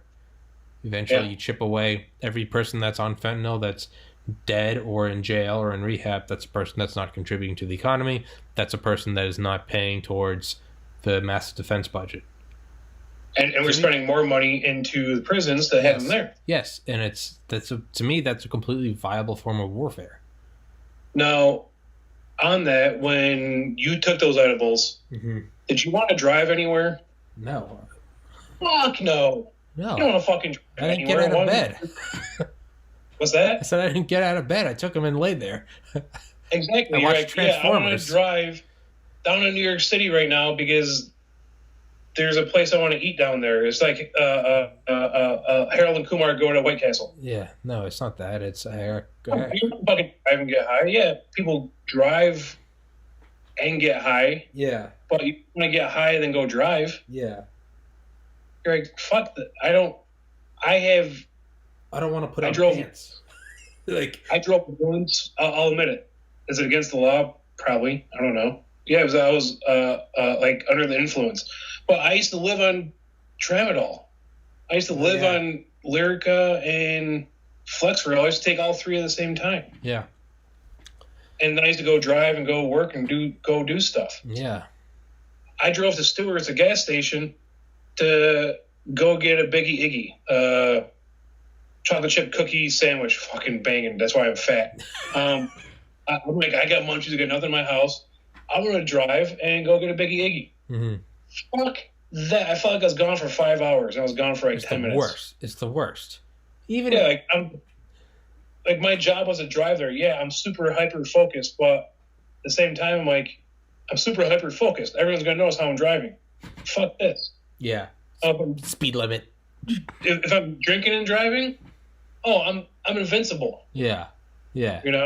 If I get hurt, so what? I'm drunk. I'm not going to feel it. Yeah. It's. So that's why I don't get why some people, and there's still just say no to drugs back to Nancy Reagan. Mm-hmm. Like, I get it. I do. I understand the government's stance on it. It's a source of income for them. But does it help people out? I feel fucking great. Yeah. I really do. Yeah. It's me. I'm not going to rip your head off because your flag is on your Body by Jake thing back there, My Bowflex? Yeah. Well, I'm saying, like 4 years ago, I would have been like, what the fuck? Why is your flag just hanging like that? Oh. Now it's like, I get it. You're still trying to represent. Oh, yeah. See, I don't even think about that. I look at it as like, it was folded up on top of a bureau before my first episode, and I was just like, I want the American, like, because I'm very unabashed about, like, I fucking love this country. And so, yeah, for me, it's like, you'll see every episode, I'll be like, shout out. But yeah, I guess, from a military standpoint, it's probably like, how come it's incorrect? No, I get it. No, but you're more mellow now. Well, granted, like, if I go to a Comets game tonight, and I see someone across the Odd, it's called the Odd, that's the arena that it's in. If I see someone across the way not take their hat off during the national anthem, when the national anthem's done, I'm going to walk all the way around and go over and sit down next to them or sit down behind them and be like, hey, next national anthem, please take off your hat, show some respect. Yeah. Yeah. They'll be like, who the fuck are you? Then retired Sergeant Phelps is going to come out and fucking tear you into an asshole. Yeah.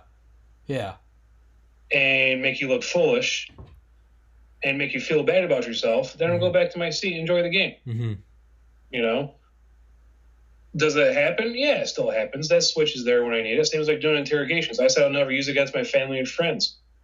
I try not to. Mm-hmm. You know? You bastard. You used it against me. No. I mean, I showed you how it worked. No, you used it against me. You betrayed my trust. Good. I have a shotgun. Do you want to borrow it and suck start it? Or what? Yeah. Sorry. Fucked up. I don't give a shit, bro. Come at me. Yeah, dude, it's no, I get it. It's like I said, like my anxiety, my rage, my depression, all that shit years ago before I started doing medical marijuana was 15-fold, 30-fold. Yeah, no, dude, I mean, dude, for a large part of my life, I was always operating at an 11, just ready to go to war. And, that's a good thing to have in your pocket to use.